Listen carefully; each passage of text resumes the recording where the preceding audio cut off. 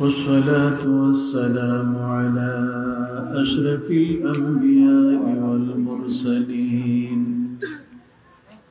وعلى آله وأصحابه الطيبين الطاهرين وعلى أوليائه الكاملين أجمعين. أما بعد فأعوذ بالله من الشيطان الرجيم. بسم الله الرحمن الرحيم.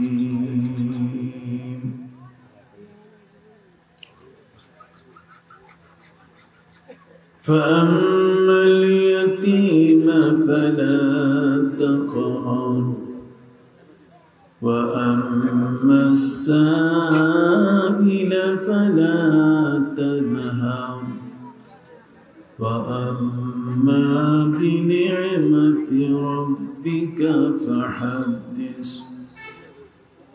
وقال تعالى: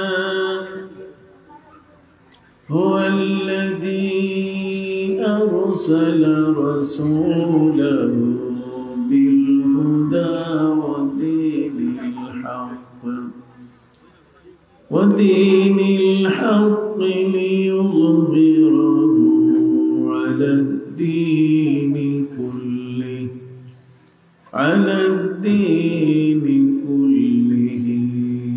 ولو كره المشركون. وقال تعالى: إن الله وملائكته يصلون على النبي يا أيها الذين آمنوا صلوا عليه وسلموا تسليما. اللهم صل على سيدنا مولانا محمد وعلى آل سيدنا مولانا محمد. اللهم صل على سيدنا مولانا محمد وعلى آل سيدنا مولانا.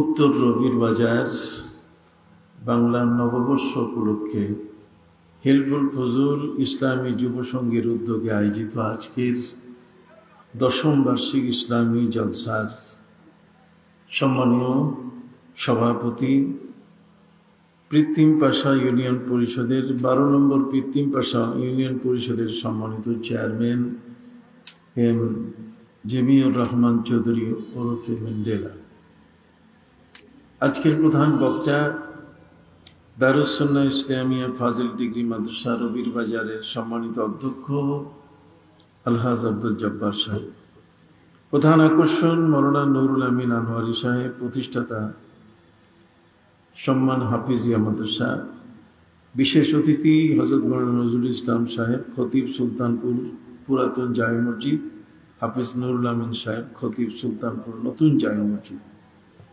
আজকের মঞ্চে উপবিষ্ট এলাকার বিশিষ্ট ব্যক্তিবর্গ, বিশেষ করে আমার মসলু ভাই সহ আমার সামনে বসা আমার অত্যন্ত শ্রদ্ধার প্রাণপ্রিয় মুরব্বিয়ানে এজাম সমাবেশী ভাইরা, যুবক বন্ধুরা, স্নেহের এবং আদরের কচিকাচার শিশুরা, সদ্য এলাকাবাসী, বিশেষ করে আজকের আমার দুই পাশে যারা তাদের ইউটিউব এবং ফেসবুকের দায়িত্ব নিয়ে যারা আজকের সাংবাদিক বন্ধুরা এখানে উপস্থিত রয়েছেন, ফেসবুক এবং ইউটিউবার বন্ধুরা, সাংবাদিক বৃন্দ, শ্রদ্ধ এলাকাবাসী, পর্দার আলে মা বোনেরা, আসসালামু আলাইকুম ওয়া রাহমাতুল্লাহি ওয়া বারাকাতুহু।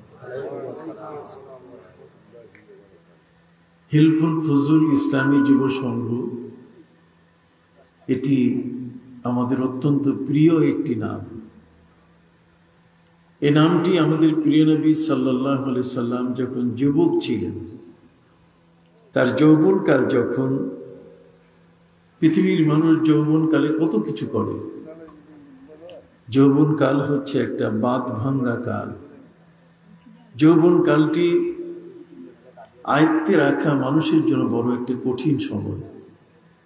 এ সময় মানুষের রক্ত গরম থাকে, মানুষের মধ্যে যৌবনের উল্লাস থাকে, উদ্দীপনা থাকে।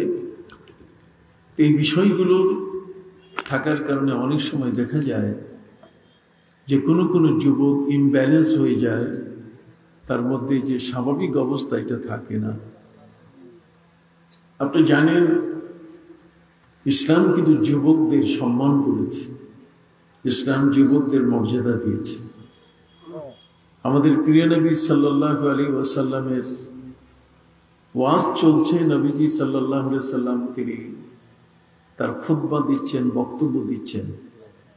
এই বক্তব্যের সময় জরির বাজালি নামে একজন সাহাবী, একজন যুবক, তিনি ওয়াজ শোনার জন্য এসেছেন, কিন্তু বসার জায়গা নাই। বসবেন যে এমন কোনো পার্টি, কোনো মাদুর, কোনো কিছু বিছানো নাই। এই যুবক মানুষটি দাঁড়িয়ে দাঁড়িয়ে নবী করিম সাল্লাল্লাহু আলাইহি ওয়াসাল্লামের ওয়াজ শুনছেন। নবী করিম সাল্লাল্লাহু আলাইহি ওয়াসাল্লাম যখন দেখলেন যে জরির বাজালি যুবক এই দুনিয়ার সবকিছু বিসর্জন দিয়ে আমার ওয়াজ শোনার জন্য এসছে, নবী করিম সাল্লাল্লাহু আলাইহি ওয়াসাল্লাম সাথে সাথে তার গায়ের চাদর মোবারক তার দিকে নিক্ষেপ করলেন এবং বললেন, এই চাদর বিছিয়ে তুমি তার উপরে বসে বসে আমার ওয়াজ শোনো। হযরত জরির বাজালি রাদিয়াল্লাহু তাআলা আনহু, তিনি যুবক হলো, তিনি তার জীবনের খেয়েই হারান নাই।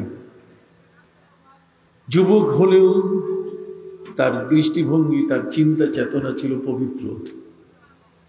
প্রিয় নবী সাল্লাল্লাহু আলাইহি সাল্লামের সেই নিক্ষিপ্ত, তার দিকে ফেলে দেওয়া, ছুঁড়ে মারা যে চাদরটি তিনি নিজে হাতে ধরলেন, এই চাদরখানা তিনি তার বুকের সাথে মিশালেন। ফাযাম্মাহা বিসাদরি, তার বুকের সাথে মিশিয়ে নবী করিম সাল্লাল্লাহু আলাইহি ওয়াসাল্লামকে, এই যুবক জরির বাজালি রাদিয়াল্লাহু তাআলা আনহু, তিনি বললেন, হে নবী, আসমানের নিচে জমিনের বুকে কি এমন কোনো বেয়াদব আছে যে আপনার চাদরের উপরে বসে ওয়াজ শুনতে পারে? আপনার চাদর আপনার গায়ে থাকার কারণে এই চাদরটিও আপনার মতো সম্মানী। সম্মানিত সুধী, এমন অনেক জিনিস আছে যেগুলোকে আমরা সম্মান করি। যেমন পবিত্র কোরআন আমরা তেলাওয়াত করি, কিন্তু সেই পবিত্র কোরআন তেলাওয়াত করতে গিয়ে যে রেহেলের উপরে রাখি, সেই রেহেলটাকেও কোরআনের সাথে রাখি। কি বলেন, ঠিক কিনা? আমরা সেই কোরআনটাকে পড়তে গিয়ে এই কোরআনের উপরে যে জুজদান, কোরআনের উপরে যে কাপড়টা আমরা পেঁচাইয়া বাঁধি, সেটা কি মাটিতে কখনো রাখি না কোরআনের সাথে? কোরআনের সাথে। এরকম অনেক বিষয় আছে যেগুলোকে আমরা অনুষঙ্গ হলেও সেটাকে আমরা সম্মান করি। নবী করিম সাল্লাল্লাহু আলাইহি ওয়াসাল্লামের যেমন সম্মান, ঠিক তেমন সম্মান হলো তার দাড়ি মোবারকের, ঠিক তেমন সম্মান হলো তার থুতু মোবারকের। নবী করিম সাল্লাল্লাহু আলাইহি ওয়াসাল্লামের ঠিক অনুরূপভাবে গা থেকে যে ঘাম ঝরত, তার ঘামেরও মূল্য কিন্তু নবী করিম সাল্লাল্লাহু আলাইহি ওয়াসাল্লামের ইজ্জতের সমান ছিল। সুবহানাল্লাহ। অতএব নবী করিম সাল্লাল্লাহু আলাইহি ওয়াসাল্লামের কোনো অংশ, তার দেহের প্রতিটি অঙ্গ, তার দেহের প্রতিটি অংশ আমাদের কাছে শ্রদ্ধার। আমরা নবী করিম সাল্লাল্লাহু আলাইহি ওয়াসাল্লামকে কোনো অংশে, তার কোনো বিষয়ে, তার দাড়ি, তার টুপি, তার পোশাক, তার পরিধেয় বস্ত্র, তার পায়ের জুতা মুবারক, না আলাইন শরীফাইন, এই সবটির মূল্য আমাদের কাছে এত বেশি যেটি কল্পনা করা যায় না। যুবক বন্ধুরা, এখানে যারা আজকের আপনাদের এই ক্যামেরা নিয়ে এখানে উপস্থিত আছেন, যেহেতু হেল্পফুল ফজলুল ইসলামী যুব সংঘ নবী করিম সাল্লাল্লাহু আলাইহি ওয়াসাল্লাম তার যৌবনকালে যে কাজটি করেছিলেন, আপনারা সেই নামেরই একটি কাজ শুরু করেছেন। অতএব এই যুবক যারা, তারা হলো ইসলামের মধ্যে সবচেয়ে বড় সম্মানীয় একটি দল। নবী করিম সাল্লাল্লাহু আলাইহি ওয়াসাল্লাম বলেছেন, ওয়ালাকাদ আওয়ানানি আশ-শাবাব, ইসলামের সবচেয়ে বেশি উপকার করেছে যুবকরা। যুবকদের মাধ্যমে ইসলামের সবচেয়ে বেশি লাভ হয়েছে, খেদমত হয়েছে। যুবকরা এত বেশি ইসলামের খেদমত করেছে যা বুড়া মানুষরা পারে নাই। ওয়ালাকাদ আওয়ানানি আশ-শাবাব, শাবাব শব্দের অর্থ হচ্ছে যুবক সমাজ। যুব সমাজ ইসলামের সবচেয়ে বেশি খেদমত করেছে, সেবা করেছে। এবং সেই যুবকের মধ্যে হযরত ওমর ফারুক রাদিয়াল্লাহু তাআলা আনহু, যুবকের মধ্যে হযরত ওমর ফারুকের মতো একজন ব্যক্তি, তিনি ইসলামের খেদমত যা করেছেন, আমার নবী সাল্লাল্লাহু আলাইহি সাল্লামের প্রতি তার এত অগাধ ভালোবাসা ছিল যে ওমর ফারুক রাদিয়াল্লাহু তাআলা আনহু নবীর জন্য নিজেকে উজাড় করে দিয়ে, যদিও নবীকে তিনি একটি ভুল তথ্যের উপরে ভিত্তি করে আরবদের কিছু মানুষের উৎসাহে উৎসাহিত হয়ে তাদের উদ্দীপনায়, তাদের প্ররোচনায় তিনি তরবারি নিয়ে এসেছিলেন আমার নবীকে শেষ করতে। কিন্তু সেই ওমর ফারুক রাদিয়াল্লাহু তাআলা আনহু বন ভগ্নিপতির কণ্ঠে কোরআনের আওয়াজ, কোরআনের তেলাওয়াত শুনে তিনি থমকে গেলেন। কোরআন বলছে, ওয়ানাজ্জালনা আলাইকাল কিতাবা তিবয়ানাল লিকুল্লি শাই, আল্লাহ বলছেন, হে নবী, আপনার উপরে এমন কোরআন নাজিল করেছি আমি, যে কোরআনে সবকিছুর ফয়সালা আছে। সুবহানাল্লাহ। সম্মানিত সুধী, যে কিতাব আমার নবীর উপরে নাজিল করা হয়েছে, সেই কিতাবখানায় আল্লাহ বলছেন, মা ফররাতনা ফিল কিতাবি মিন শাই, আমি কোরআনের মধ্যে কোনো কিছুর আলোচনা বাকি রাখি নাই। হযরত উমর, তিনি ছিলেন যুবক। হযরত উমর ছিলেন উটের রাখাল, তিনি উট চড়াতেন। উটের রাখাল মানুষটা এই যৌবনকালে তার যে দৈহিক অবস্থা, সুঠাম দেহের অধিকারী, দেখতে শুনতে বেশ মানানসই একজন যুবক। আরবরা বেছে বের করলো যে এরকম একজন যুবক দরকার, যে যুবক যাকে দেখলে মানুষ ভয় পাবে, যার হাতে তরবারি থাকলে মানুষ তার কাছে আত্মসমর্পণ করবে, সে যা বলবে তাই হবে। কাজে বর্তমান সময়ে এই মানুষের মনগুলোকে যিনি কেড়ে নিচ্ছেন, মানুষের দিলগুলো, মানুষের অন্তরগুলো যার দিকে ধাবিত হচ্ছে, তিনি হলেন মুহাম্মদুর রাসূলুল্লাহ সাল্লাল্লাহু আলাইহি ওয়াসাল্লাম। অতএব এটা ঠেকাবার জন্য এরকম একজন যুবক প্রয়োজন, যে যুবক বেপরোয়া। এই যুবক কাউকে মানবে না, কারো ধার ধারবে না। তারা দেখলো সেই যুবকটির এমন কিছু বৈশিষ্ট্য থাকা দরকার যাতে তার মধ্যে ওই ধরনের চিন্তা চেতনা সৃষ্টি হয়। তারা বেছে বের করলো যে উটের রাখাল। উট মানে একটা প্রাণী, তার সাথে যে উঠা বসা করে তার আচরণও তেমন হবে। কথা বুঝতে পারছেন? অতএব হযরতে উমর, তিনি ছিলেন উটের রাখাল। আপনি জানেন, আমার নবীর যুগে কোন শিক্ষা ব্যবস্থা তেমন সুন্দর ছিল না। প্রিয় নবী সাল্লাল্লাহু আলাইহি সাল্লামের যুগ এমন একটা যুগ ছিল যে যুগটা জাহিলিয়াতের স্পর্শে 600 বছরের অজ্ঞতা এবং মূর্খতার যুগ। জুলুম এবং নির্যাতনের যুগ আমার নবী পর্যন্ত এসে পড়ছে।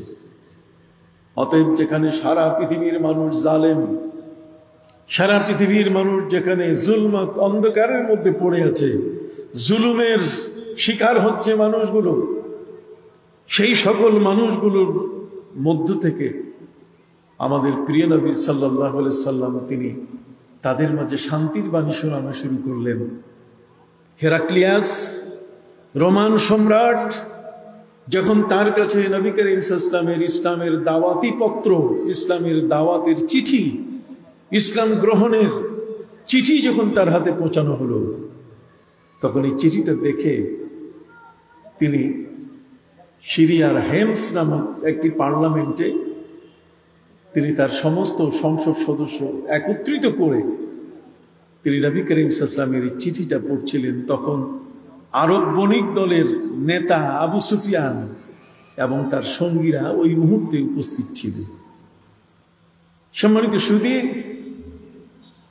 হেরাক্লিয়াস রোমান সম্রাট, বাইজেন্টাইন সম্রাট আমার প্রিয় নবী সাল্লাল্লাহু আলাইহি ওয়াসাল্লামের চিঠিখানা পেয়ে তিনি সেই চিঠিখানা যাচাই করার জন্য আরবের একটা বণিক দলকে তিনি উপস্থিত করলেন। আর সেই বণিক দলের নেতা আবু সুফিয়ান, আর আবু সুফিয়ান হলেন সম্পূর্ণ ইসলামের বিপরীতমুখী একটা মানুষ। অতএব তার দল, তার সঙ্গে আসা মানুষগুলো কেউ নবীকে সমর্থন করার মতো নয়। সম্মানিত সুধী, বাইজেন্টাইন সম্রাট, রোমান সম্রাট, পৃথিবীর দুর্দ্বন্দ্ব প্রতাপের অধিকারী বিশাল প্রভাবশালী সম্রাট, যার ভয়ে মানুষ কেঁপে উঠত, সেই লোকটার হাতে আমার নবীর চিঠি। চিঠিখানা তিনি উপস্থিত করছেন, কিন্তু সেই উপস্থিত করতে গিয়ে তিনি চিঠিখানার সত্য যাচাই বাছাই করার জন্য আরবের বণিক দলের এমন একটা দলকে তিনি পেয়ে গেলেন, যে দলের নেতা আবু সুফিয়ান। আর আবু সুফিয়ান হচ্ছে মক্কার সম্রাট। অতএব যে আবু সুফিয়ান নবীর বিরুদ্ধে একটা মানুষ, তার দলের মানুষগুলো তো নবীর বিরোধী হবে। অতএব রোমান সম্রাট তার পার্লামেন্টের মধ্যে এই ব্যক্তিদেরকে সেখানে উপস্থিত করে আবু সুফিয়ানকে একটা জায়গায় দাঁড় করালেন, আর বাকিগুলো তার পাশে। তিনি তার ইন্টারপ্রেটার, তিনি তার তর্জমান, দোভাষীকে, যে ভাষা বুঝাবে, এই দোভাষীকে তিনি বললেন যে তুমি বলে দাও এই আবু সুফিয়ানের সঙ্গী যারা আছে, আমি আবু সুফিয়ান কিছু প্রশ্ন করব, সেই প্রশ্নের উত্তরগুলো যদি সে মিথ্যা দেয়, ওরা যেন তার প্রতিবাদ করে। কথা বুঝতে পারছেন?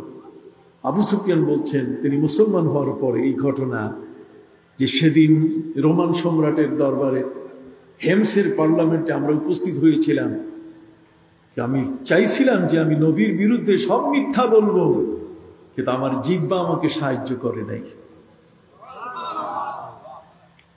রোমান সম্রাটের সামনে নবীজির বিরুদ্ধে বলবে, নবীজি সাল্লাল্লাহু আলাইহি ওয়াসাল্লাম সেখানে উপস্থিত ছিলেন না।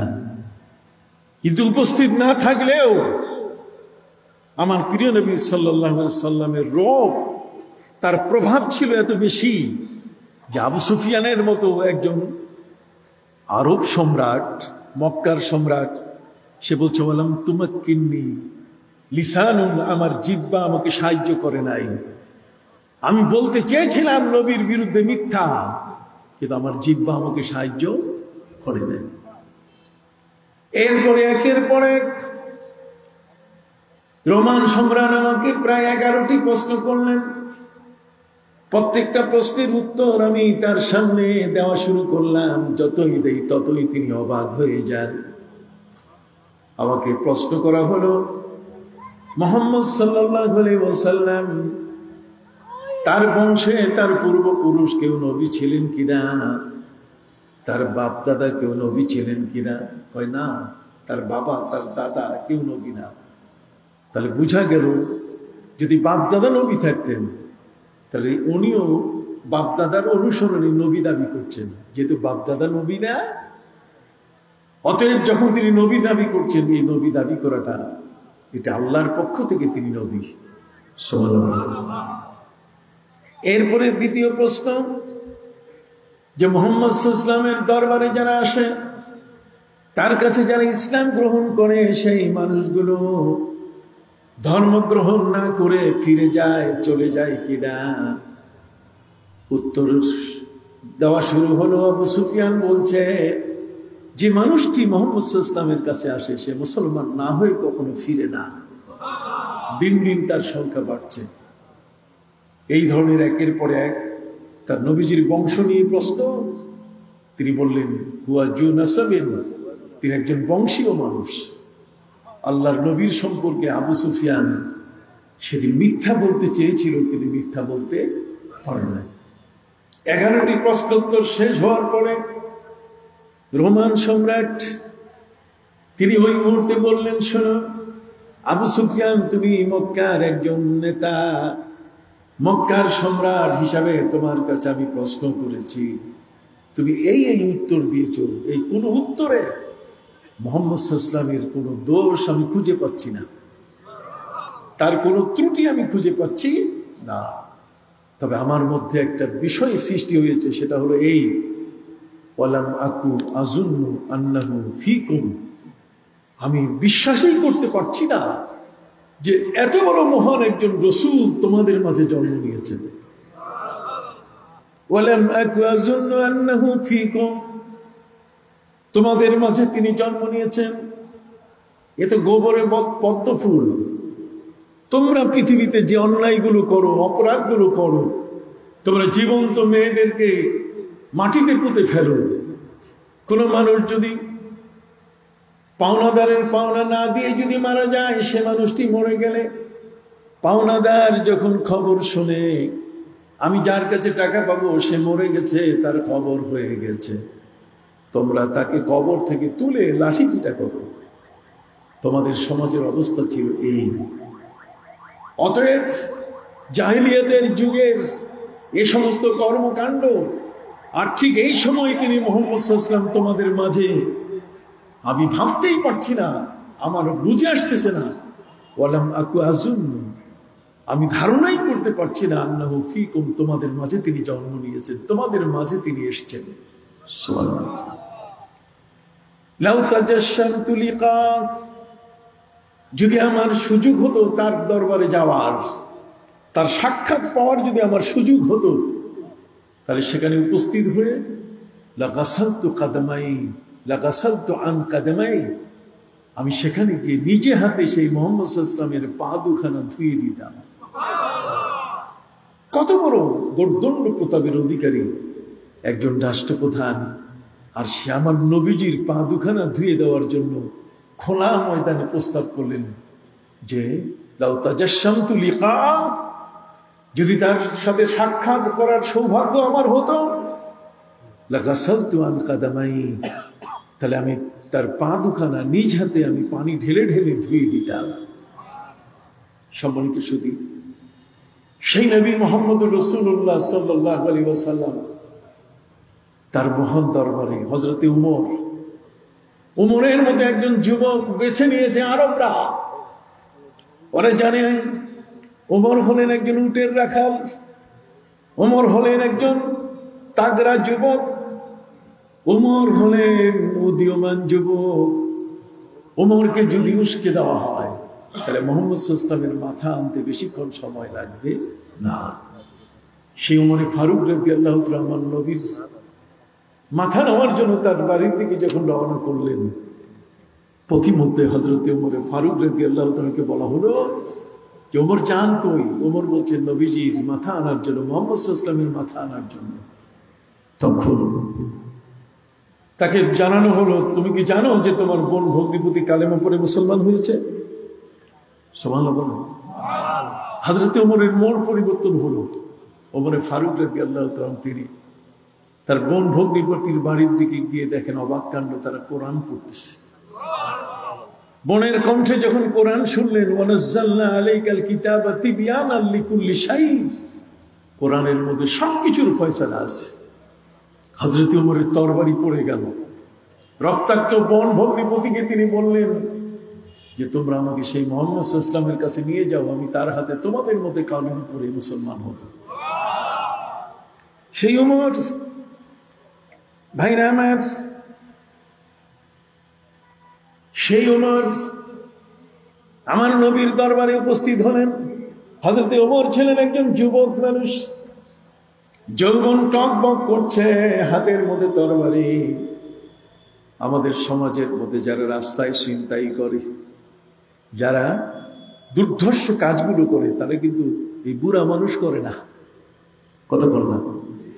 যার বয়স 80 বছর, 90 বছর, 100 বছর, এই মানুষগুলো কিন্তু এই কাজ করে না। এই কাজগুলো করে কি যুবক বয়সের মানুষেরা। অতএব যৌবনকালের ইবাদতের গুরুত্ব অনেক বড়। একজন ব্যক্তি যৌবনকালে যদি 2 রাকাত নামাজ পড়ে, তাহলে তার বার্ধক্যকালে সেখানে শত শত রাকাত নামাজের সওয়াব তার আমলনামায় চলে আসবে। কথা কি বুঝতে পারছেন ভাইরা আমার? যৌবনকালটা হলো এমন একটা ক্রিম কাল, এমন একটা মূল্যবান জীবন। আমার নবী সাল্লাল্লাহু আলাইহি ওয়াসাল্লাম বলেন, কিয়ামতের ময়দানে আল্লাহ পাক রব্বুল আলামিন আরশের নিচে যাদেরকে দিদি জায়গা দেবেন, তাদের মধ্যে 7 জন ব্যক্তি, এর মধ্যে একজন হলো যুবক। একদল হলো কি? যুবক। ওয়াশাবুন নাশা ফি ইবাদাতিল্লাহ, ওই যুবক, যেই যুবক ইবাদতের প্রথম কাতারের মুসল্লি হয়। আল্লাহর ইবাদতের ক্ষেত্রে যুবক কখনো পিছিয়ে থাকে না, প্রথম কাতারের মানুষ। এই যুবকরা যদি সমাজের হাল ধরে, তাহলে এই সমাজের মধ্যে এমন কোন ব্যক্তির সাহস নাই অফিসের মধ্যে ঘুষ খাবে। কথা বল না। অফিসে যারা থাকেন তারা তো 60 বছরে 62 বছরে রিটায়ার্ড করেন, তারপরে তার অফিস থাকে না। অতএব যৌবনকালটা 40 বছরের আগের যে সময়টা, এই সময়টাই হচ্ছে খুব কঠিন এবং জটিল একটা সময়। এই সময়টা মানুষ চায় যেভাবেই হোক না কেন আঙ্গুল ফুলে কলা গাছ হবে। অন্যায় অপরাধের সংখ্যা ওই যে কালটাতে সবচেয়ে বেশি হয়। সম্মানিত সুধী, আপনি অবাক হয়ে যাবেন। আমার রাসূল সাল্লাল্লাহু আলাইহি সাল্লাম তিনি হাদিসের মধ্যে বলে দিয়েছেন, কিয়ামতের ময়দানে 7 জন ব্যক্তি আল্লাহর আরশের ছায়ার নিচে জায়গা পাবে। তার মধ্যে একজন যুবক, যে যুবক আজান হওয়ার সাথে সাথে বিছানা থেকে উঠে যায়, যে যুবক জিহাদের কথা শোনার সাথে সাথে নিজের সদ্য বিবাহিত স্ত্রীকে রেখে জিহাদের ময়দানে চলে যায়।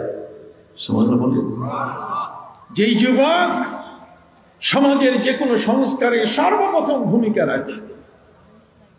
সম্মানিত সুধী ভাইরা আমার, অথচ এই যুবক যারা, তারা আজকে বিপদগামী।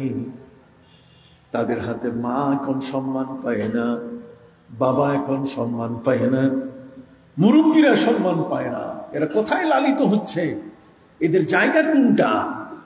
এটাকে আজকে আমরা বেছে নেব, যেহেতু আপনার নাম রেখেছেন হিলফুল ফুজুল যুব সংঘ। কথা বলেন, হিলফুল ফুজুল যুব সংঘ এমন যুবক নয় যে অন্যায় করবে, অন্যায়কে সমর্থন করবে। আপনি কি আমার কথাগুলো বুঝতেছেন?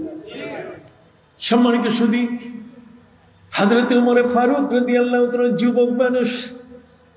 হযরতে আলী তো অল্প বয়সে ইসলাম গ্রহণ করেছেন শিশুদের মধ্যে। হযরত আবু বকর সিদ্দিক রাদিয়াল্লাহু তাআলা তিনি ছিলেন সেই যৌবনের শেষ প্রান্তে এসে ইসলাম গ্রহণ করেছেন। হযরতে ওমর হলেন টকবগে যৌবন ভরা একজন মানুষ। নবীজির দরবারে যখন তিনি গেলেন, তার বোন ভগ্নিপতিকে নিয়ে হযরতে ওমর বললেন, হুজুর, আমি এত বড় অন্যায় করেছি, কোরআন পড়া অবস্থায় আমি তাদেরকে আঘাত করেছি, তাদের গায়ের পোশাকগুলো রঙিন হয়ে গেছে, রক্তাক্ত হয়ে গেছে, রক্তে লাল হয়ে আছে। নবীজি, আমি অপরাধ করেছি, এই নেন তরবারি, আপনি প্রতিশোধ দেন। ওদিকে আল্লাহ পাক রব্বুল আলামিন আগেই আমার নবীকে বলে রেখেছেন, হে নবী, আপনি একটা মঞ্চ তৈরি করেন, মঞ্চের উপরে একটা চাদর বিছান, একজন ব্যক্তি আসতেছে, এর উপরে বসে সে কালেমা পড়বে। নবীজি সাল্লাল্লাহু আলাইহি সাল্লাম আল্লাহর কাছে জিজ্ঞেস করলেন, মাবুদ, মঞ্চ বানাইতে কোনো আপত্তি নাই, আমার গায়ের চাদর বিছায় রাখতে কোনো আপত্তি নাই, আমি গায়ের চাদর মঞ্চের উপরে বিছাই দেব, কিন্তু আমি জানতে চাই সেই লোকটাকে যে আমার সামনে এসে আমার মিম্বারে বসে যার জন্য আমি চাদর বিছাবো, সেই লোকটা কে যে বসে ইসলাম গ্রহণ করবে। আল্লাহ পাক রব্বুল আলামিন আমার নবীকে বলেন, হে নবী, আপনি তো বরাবর আমার কাছে দোয়া করতেন, আর সেই দোয়াটি ছিল এমন যে আল্লাহ মক্কার জমিনে ইসলাম প্রচারের সহযোগিতার জন্য দুজন ব্যক্তি সবচেয়ে বড় বাধা, তার মধ্যে একজন হলো আবু জাহাল, আরেকজন হলো উমর। একজন হলো আবু জাহাল, আরেকজন হলো কে? উমর। আয় আল্লাহ পাক, এই দুইজনের একজনকে তুমি কালেমা পড়ার সুযোগ করে দাও, দুইজনের যে কোনো একজনকে তুমি কালেমা পড়ার সুযোগ করে দাও। তবে মাবুদ, তোমার দরবারে আমার বড় ফরিয়াদ, উমর যদি কালেমা পড়ে আমি বড় খুশি হব। উমরের কালেমা পড়ার আবেদন নিবেদন তার পক্ষে দোয়া করেছিলেন আমার নবীজি, এই জন্য পাল্টে গেছে সব। সম্মানিত শুধু সেই নবীকে নিয়ে এখন কত কথা, 40 বছরের আগে নবী ছিলেন কিনা কথা বলেন। আমরা এই বিষয়গুলো নিয়ে আপনাদের সামনে অল্প হলেও কিছু কথা বলবো, আপনারা শুনতে রাজি আছেন তো? বন্ধুরা আমার, আজকে রবির বাজার, এই কুলাউড়ার রবির বাজারে আমি আপনাদের খেদমতে বিনয়ের সাথে বলতে চাই, হযরত উমরের মতো একজন ব্যক্তি, যিনি ছিলেন উটের রাখাল, যিনি উট চারণভূমিতে চড়াতেন, উটকে ঘাস খাওয়াতেন, ঘাসের জায়গাগুলোতে হযরত উমর উট নিয়ে ব্যস্ত থাকতেন। আর সেই উমরের হাতে আজকে তরবারি। সেই উমর পবিত্র কোরআনের তেলাওয়াত কানে শোনার সাথে সাথে তার জীবনের পরিবর্তন শুরু হয়ে গেল। সুবহানাল্লাহ বলুন। এই জন্য কোরআন শব্দের অর্থ হচ্ছে পড়া, কোরআন শব্দের অর্থ তেলাওয়াত করা। কোরআন যত পড়বেন ততই মানুষের অন্তর গলে যাবে। ইন্নামাল মুমিনুনাল্লাযীনা ইযা যুকিরাল্লাহু ওয়াজিলাত কুলুবুহুম ওয়া ইযা তুলিয়াত আলাইহিম আয়াতুহু যাদাতুহুম ঈমানা ওয়া আলা রাব্বিহিম ইয়াতাওয়াক্কালুন। সুবহানাল্লাহ বলেন। যুবক, পৃথিবীর মধ্যে কোন মানুষের সামনে যদি কোরআনের আয়াত পড়া হয়, তেলাওয়াত করা হয়, আল্লাহর নামটা যদি তার সামনে আসে, অন্তর কেঁপে উঠবে। আল্লাহর নাম হলো এত বড় মহাশক্তিধর একটি নাম, এই নামটি উচ্চারণ করলে কাফেরের কলিজা টুকরা টুকরা হয়ে যায়, কাফেরের কলিজা শক্তিহীন হয়ে যায়, দুর্বল হয়ে যায়। এই জন্য মুসলমানের তাকবীর কি? আল্লাহু আকবার। জোরে বলেন, মুসলমানের তাকবীর কি? নারায়ে তাকবীর, নারায়ে তাকবীর। আবার মুসলমানের তাকবীরের মধ্যে রিসালাতকে যোগ করতে হবে। নারায়ে রিসালাত, নারায়ে রিসালাত। বলবেন যে কেন? তাওহীদের সাথে, আল্লাহর একত্ববাদের সাথে আমাদের দেশে একদল মানুষ বলে তাওহীদি ভাই ও বোনেরা, কিন্তু আমার নবী সাল্লাল্লাহু আলাইহি ওয়াসাল্লামের যে উম্মত, এটা তারা বলতে চায় না। অথচ পবিত্র কোরআনে সূরা ইখলাসে দেখেন আল্লাহ বলেন, কুল, হে নবী আপনি বলেন, আমি আল্লাহ কি এক, হুয়াল্লাহু আহাদ। আপনি বলেন নবী, আপনি বলেন আল্লাহর সবচেয়ে বড় নির্ভরযোগ্য মহান ব্যক্তি হলেন আমার নবী। জোরে বলেন, আল্লাহর সবচেয়ে বড় নির্ভরযোগ্য ব্যক্তি হলেন কে? আমার নবীকে আল্লাহ বলছেন আপনি বলেন, আপনি বললেই হয়ে যাবে। আপনি আমার পরিচয় দেন আর আপনার পরিচয় দিব আমি। खुदा मदह आफरी मुस्तफा बस, मोहम्मद हामिद हमदे खुदा बस। সারা দুনিয়ার কোন মানুষ যদি আল্লাহর নাম না নেয়, আল্লাহর কোন আসে যায় না। যদি নবীজি মুহাম্মদ সাল্লাল্লাহু আলাইহি ওয়াসাল্লাম আল্লাহ নাম উচ্চারণ করেন, আল্লাহ বলেন আমার জন্য যথেষ্ট। কেউ আমার নাম নিয়েও আর নাই না, আমার নবী আমার নাম নিয়েছে। আমার নবী বলেন সারা পৃথিবীর কোন মানুষ যদি আমাকে নবী রাসূল হিসেবে না মানে, তাতে আমার আসে যায় না। আমার আল্লাহ যদি আমাকে নবী বলেন, আমার আল্লাহ যদি আমাকে রাসূল হিসেবে স্বীকৃতি দেন, ওয়া কাফা বিল্লাহি শাহিদা, আল্লাহর সাক্ষ্যটাই আমার জীবনে যথেষ্ট। সারা দুনিয়ার কেউ যদি আমাকে নবী না বলে, কতক্ষণ না। ওই যে মৌলভী সাহেব নবীর জীবনকে ভাগ করতেছে যে 40 বছরের পরে তিনি নবী, এর আগে তিনি নবী ছিলেন না। এই শব্দটাই তো মারাত্মক। এই শব্দটা এগুলো বলা যাবে না। আপনি যতই পরে ব্যাখ্যা করেন, কিন্তু আপনার মূল যে শব্দটি বেরিয়েছে সেটা হলো 40 বছরের আগে তিনি নবী ছিলেন না। তাহলে তিনি কি ধর্মহীন ছিলেন? নো, এই ব্যাখ্যা করার সুযোগ নাই। আমি কি আপনাদেরকে বোঝাতে পারছি? নবীর জীবনকে ভাগ করা, যে নবী করিম সাল্লাল্লাহু আলাইহি সাল্লাম এই জীবনে নবী ছিলেন, ওই জীবনে নবী ছিলেন না।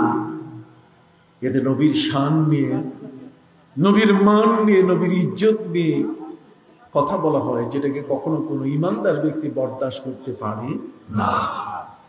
বিশেষ করে এই ফুলতলি মাসলাক, বিশেষ করে সারসিনা ফুরফুরা মাসলাক, বিশেষ করে আউলিয়া ইকরামের দলের মানুষরা, এদের শিক্ষক হলেন আল্লাহর ওলিরা। হাজারো মাদ্রাসায় আলেমরা তাদেরকে শিক্ষা দেন না কেন?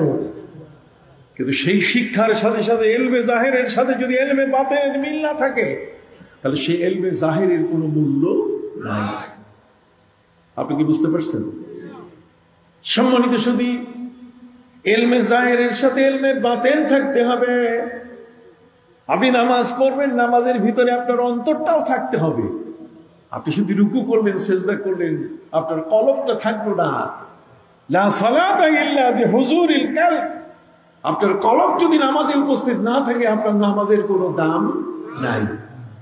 নামাজে কি রুকু নেই? সে ব্যক্তি কি রুকু করলো না? সে ব্যক্তি কি সেজদা করলো না? সে ব্যক্তি সূরা ফাতিহা কি পড়লো না? তার সাথে অন্য সূরা পাঠ করলো না? কথা বলেন। সম্মানিত সুধী, তার সবকিছু ঠিক আছে, কিন্তু তার কলবটা কি নাই। এমন নামাজ কোনো প্রয়োজন নাই। তার জাহেরের সাথে কি লাগবে? বাতিল লাগবে। জোরে বলেন, জাহেরের সাথে কি লাগবে? জাহেরটা বাতিন দ্বারা পূর্ণ করতে হবে। সম্মানিত সুধী, এ কারণে আল্লাহর ওলিরা আমাদের মহান শিক্ষক। আমি পরিষ্কার ভাষায় বলতে চাই, আল্লাহর ওলিরা এমন শিক্ষক যাদের সাথে সাধারণ কাউকে স্বীকৃতি দেওয়ার সুযোগ নাই। বলবেন কেমন? যেমন পৃথিবীর মধ্যে বড় বড় আল্লাহর মহান ওলিরা এসছেন, তার মধ্যে একজনের নাম হলো শামসে তিবরিজ। নাম কি? আপনারা বলছেন না কেন? নাম শুনেন নাই কোথাও? নাম বোধহয় শোনেন নাই। নাম হলো শামসে তিবরিজ।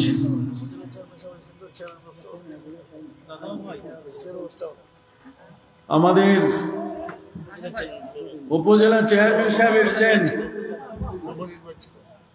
নবনির্বাচিত, আমার কলিজার টুকরা,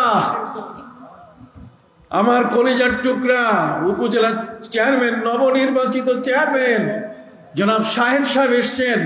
নারায়ে তাকবীর, নারায়ে তাকবীর, নারায়ে রিসালাত, নারায়ে রিসালাত। মারহাবা, মারহাবা। আসসালামু আলাইকুম। বলেন তো, কি সুন্দর মায়াবী, সবাই বসেন, কি সুন্দর মায়াবী চেহারার একটা মানুষ, ঠিক কিনা? এই মানুষগুলোকে দেখলে কি কখনো মনে হবে যে এরা সন্ত্রাস করে? এই মানুষগুলোকে দেখলে কি কখনো মনে হবে যে এই মানুষগুলো কারো ক্ষতি করতে পারে? ভালো ঘরের সন্তান, কথা বলেন।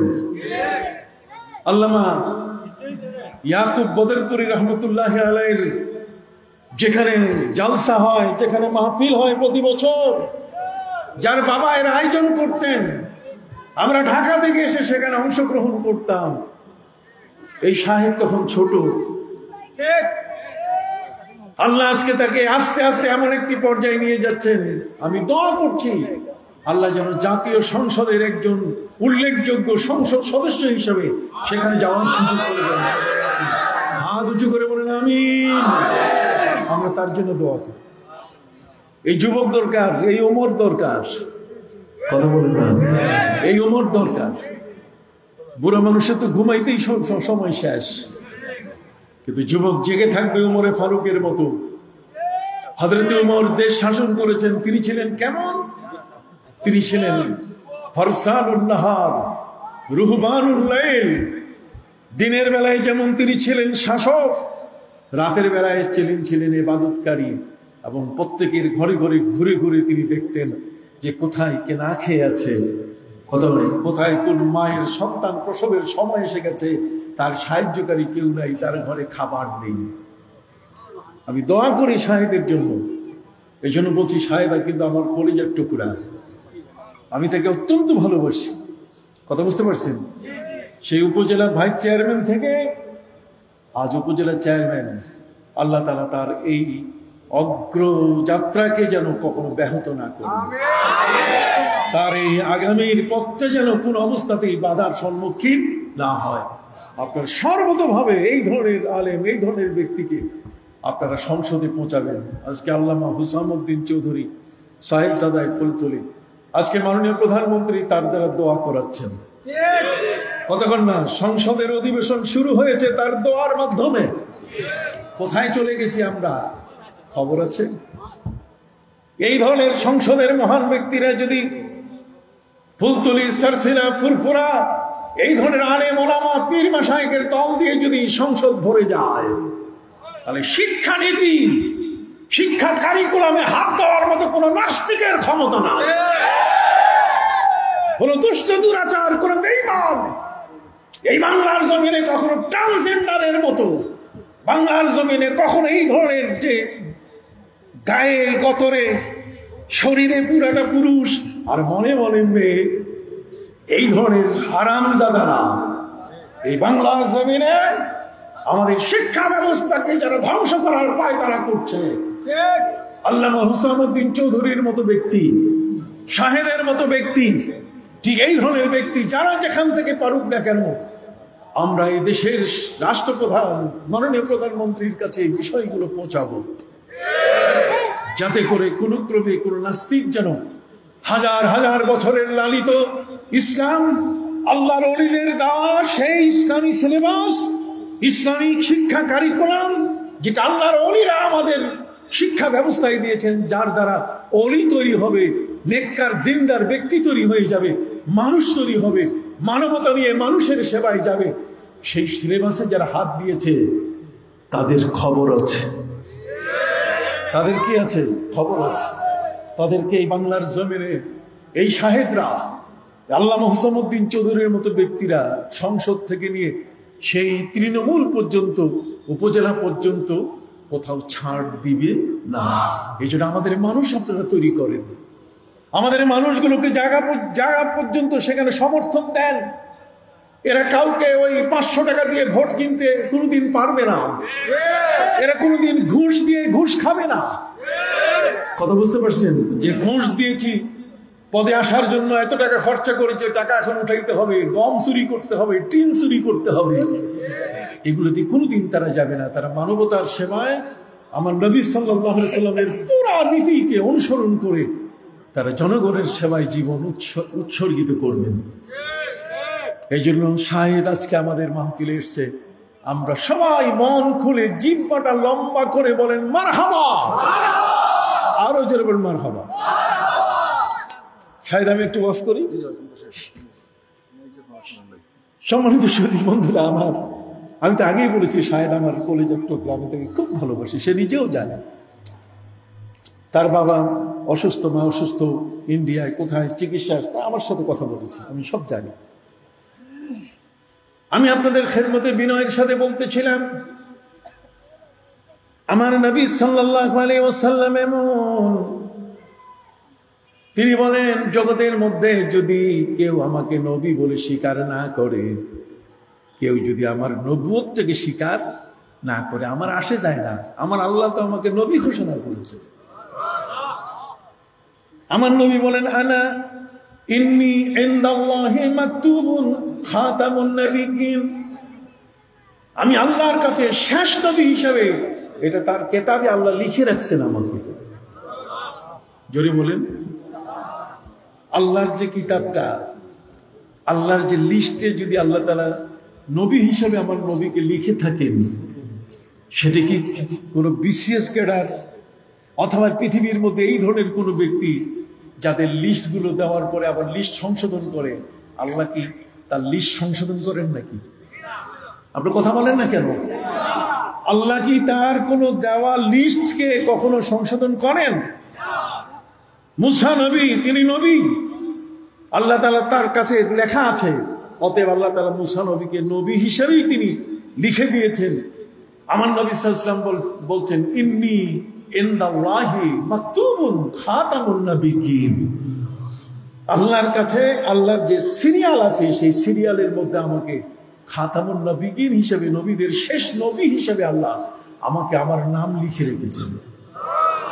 তাহলে নবী হিসেবে আমার নবীর নাম যদি আল্লাহ লিখে রাখেন, আর আপনি বলছেন 40 বছরের আগে উনি নবী ছিলেন না, তাহলে আল্লাহর সেই লেখা আলমে আজল, আলমে আজল আল্লাহর যে লেখা কিতাব, যে কিতাবের মধ্যে আমাদের তকদির লেখা আছে, কতক্ষণ না, সেই কিতাবের মধ্যে যে নাম আল্লাহ পাক রব্বুল আলামিন নবী মুহাম্মদ সাল্লাল্লাহু আলাইহি ওয়াসাল্লামকে নবী হিসাবে লিখেছেন, খাতামুন নবিয়্যিন হিসাবে, সেই নামটার সাথে সংঘর্ষ হয়। এজন্য আল্লামা সাহেব কেবলা এখন খুব দরকার, আল্লামা সাহেব কেবলা খুব দরকার। এই সমস্ত সারসিনা ফুরফুরার বুজুর্গানে দিন আস্তে আস্তে যত চোখের আড়াল হয়ে যাচ্ছেন, তত বাতিলরা মাথা চাড়া দিচ্ছে। এই অলিরা ছিলেন এক একজন সিংহ, এই জগতের এমন বড় বড় একজন মহান ব্যক্তি যে তাদেরকে বৃদ্ধাঙ্গুলি দেখাবার মতো ক্ষমতা কারো নাই। যাই হোক বন্ধুরা আমার, আমি আপনাদের সামনে যে বিষয়টি তুলে ধরছিলাম সেটা হলো এই, হযরতে উমরের মতো ব্যক্তি আমার নবীর দরবারে যাচ্ছেন। ওমর পবিত্র কোরআনের তেলাওয়াত শোনার সাথে সাথে তার অন্তরটা গলে গেল। ওয়াইদা তুলিয়াত আলাইহিম আয়াতুহু যাদাতুহুম ঈমানা। কোরআনের মহাবৈশিষ্ট্য হলো, কোরআন হলো এমন, এই কোরআন যদি শুধু তেলাওয়াত কোনো ব্যক্তি শুনে, তেলাওয়াত শুনলেই সে ব্যক্তি কালেমা পড়ে মুসলমান হয়। যেমন একজন ব্যক্তি, তার নাম হলো ডক্টর শিবশক্তি। নাম কি? সবাই বলেন কি নাম? ডক্টর শিবশক্তি। শিবশক্তি তিনি এমন একজন হিন্দু মানুষ যিনি গয়াকাশী বৃন্দাবনে যেতেন। আমরা যেমন মক্কা মদিনায় যাই, শিখরা যেমন গুরুদুয়ারায় যায়, ঠিক এমনি করে হিন্দু ধর্মের যারা সনাতন হিন্দু ধর্মের অনুসারীরা, তারা যায় গয়াকাশী বৃন্দাবন। এই গয়াকাশী বৃন্দাবনে doctor Shivshakti, doctor of philosophy, যে মানুষটা তার জীবনের গবেষণা করেন। ডক্টররা সাধারণ মগজের মানুষ হয় না, ডক্টরদের আল্লাহ তাআলা একটা বিশেষ মেধা দেন, না হলে তারা এত বড় ইউনিভার্সিটির শিক্ষকদের স্বীকৃতি লাভ করা তাদের জন্য কঠিন হয়। ডক্টর শিবশক্তি হিন্দু ধর্মের উপরে এত বড় পারঙ্গম, এত বড় একজন মেধাবী মানুষ, তিনি গয়াকাশী বৃন্দাবনে হিন্দুদের সাথে তাদের সনাতন ধর্মেও অনুসারী হিসাবে তিনি সেখানে যেতেন। এই মানুষটি, তার ইচ্ছা হলো যে আমি বিশ্ব ভ্রমণ করব, বিশ্ব ভ্রমণ করে আমি একটু দেখব যে পৃথিবীটা কেমন। কত কল ভাইরা আমার, যেমন কবি বলেছেন, বিশ্বজোড়া পাঠশালা মোর, সবার আমি ছাত্র। বিশ্বজোড়া পাঠশালা, আমি যেখানে যাব সেখানে আমি শিক্ষা নেব। অতএব বিশ্বজোড়া পাঠশালা মোর, সবার আমি ছাত্র, আমি সবার কাছ থেকে আমি জ্ঞান আহরণ করব। ডক্টর শিব শক্তি তিনি একজন হিন্দু মানুষ, সনাতন ধর্মের অনুসারী। তিনি তার প্রণাম অর্জন করেন, হিন্দুরা তাকে প্রণাম করেন, প্রণাম জানায়। সেই মানুষটি তিনি বলছেন যে আমি মিশরে গেলাম, মিশরে অমুসলিমদের প্রবেশ নিষেধ না, কুয়েতে অমুসলিমদের প্রবেশ নিষেধ না, কাতারে অমুসলিমদের প্রবেশ নিষেধ না, ইন্দোনেশিয়া বলেন, ব্রুনাই বলেন, কাতার বলেন, কোথাও কোনো অমুসলিমের প্রবেশ নিষেধ না। অমুসলিমের প্রবেশ নিষেধ শুধু মক্কা এবং মদিনার হারামাইন শরীফাইন। কথা বলবো, মক্কা মদিনার হারামাইন শরীফাইনের এই এরিয়ায় কোন অমুসলিম প্রবেশ করতে পারবে না, এটা নিষেধ করে দেওয়া হয়েছে নবীজির যুগে। সম্মানিত সুধী বন্ধুরা আমার, ডক্টর শিব শক্তি তিনি মিশরে গেলেন। আপনারা দেখেন আমাদের মাদ্রাসাগুলো ভিজিট করার জন্য কখনো কখনো অমুসলিমরা আসে। কথা বল না, এই অমুসলিমরাও কিন্তু অনেক সময় ইসলামের বিষয়গুলোকে চিন্তায় এনে দোয়া কালামও মুখস্থ করে। যেমন এই ঢাকা শহরের মুন্সিগঞ্জের একজন অমুসলিম সংসদ সদস্য বাবু, ওনাকে সুরঞ্জন রায় এই ধরনের একটা নাম তার। আমি আর উনি দুইজনে মিলে আমরা ইসলামপুর মাদ্রাসার মধ্যে বর্ষপূর্তি 100 বছর না 50 বছর এরকম একটা হবে, 50 বছর পূর্তি হোক অথবা 100 বছর পূর্তি হোক, সম্ভব 50 বছর পূর্তি উপলক্ষে ওনারকেও দাওয়াত দেওয়া হয়েছে, আমাকেও দাওয়াত দেওয়া হয়েছে। তো আমি ছিলাম প্রধান বক্তা, উনি ছিলেন প্রধান অতিথি। ওনার নাম হচ্ছে, এখন মনে আসছে আমার, সুকুমার রঞ্জন। কথা বুঝতে পারছেন? এই সুকুমার রঞ্জন বাবু তিনি বক্তব্য দিচ্ছেন। বক্তব্য দিতে গিয়ে তিনি বলছেন যে একবার আমরা একটা মাইক্রো নিয়ে ঢাকা থেকে চট্টগ্রাম যাচ্ছি।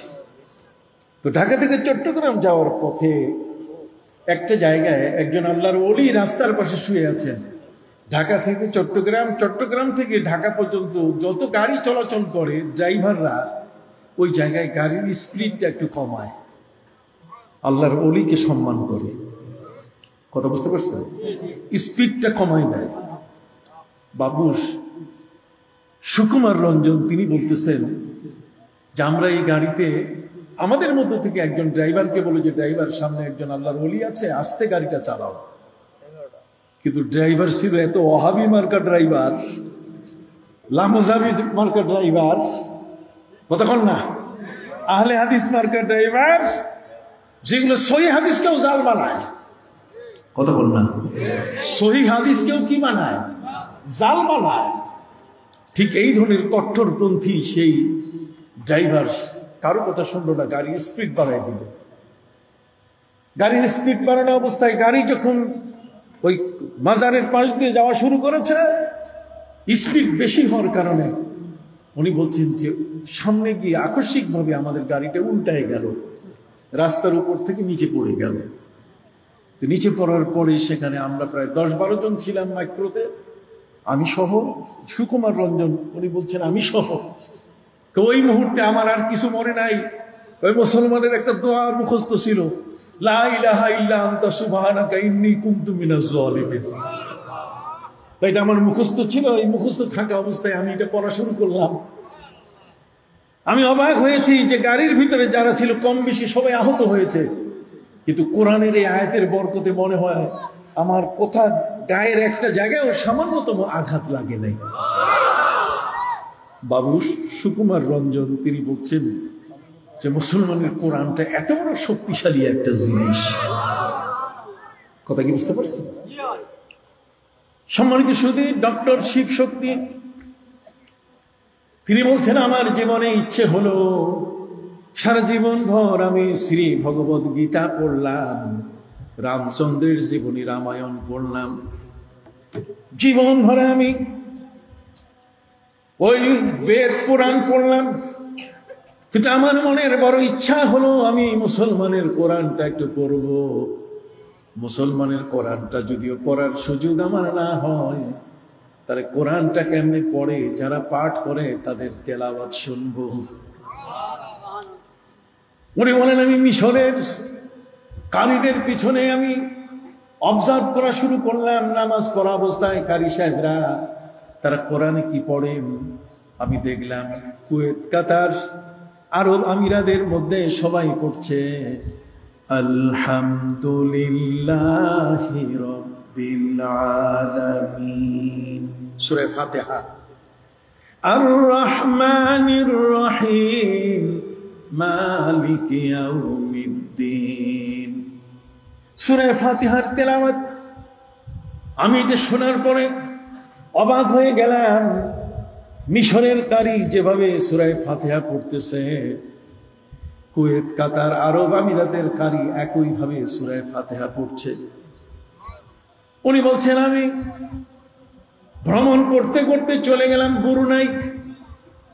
আমি চলে গেলাম সেই ইন্দোনেশিয়া, জাকার্তা চলে গেলাম, যেখানে সর্বপ্রথম মানুষ আজান দেয়।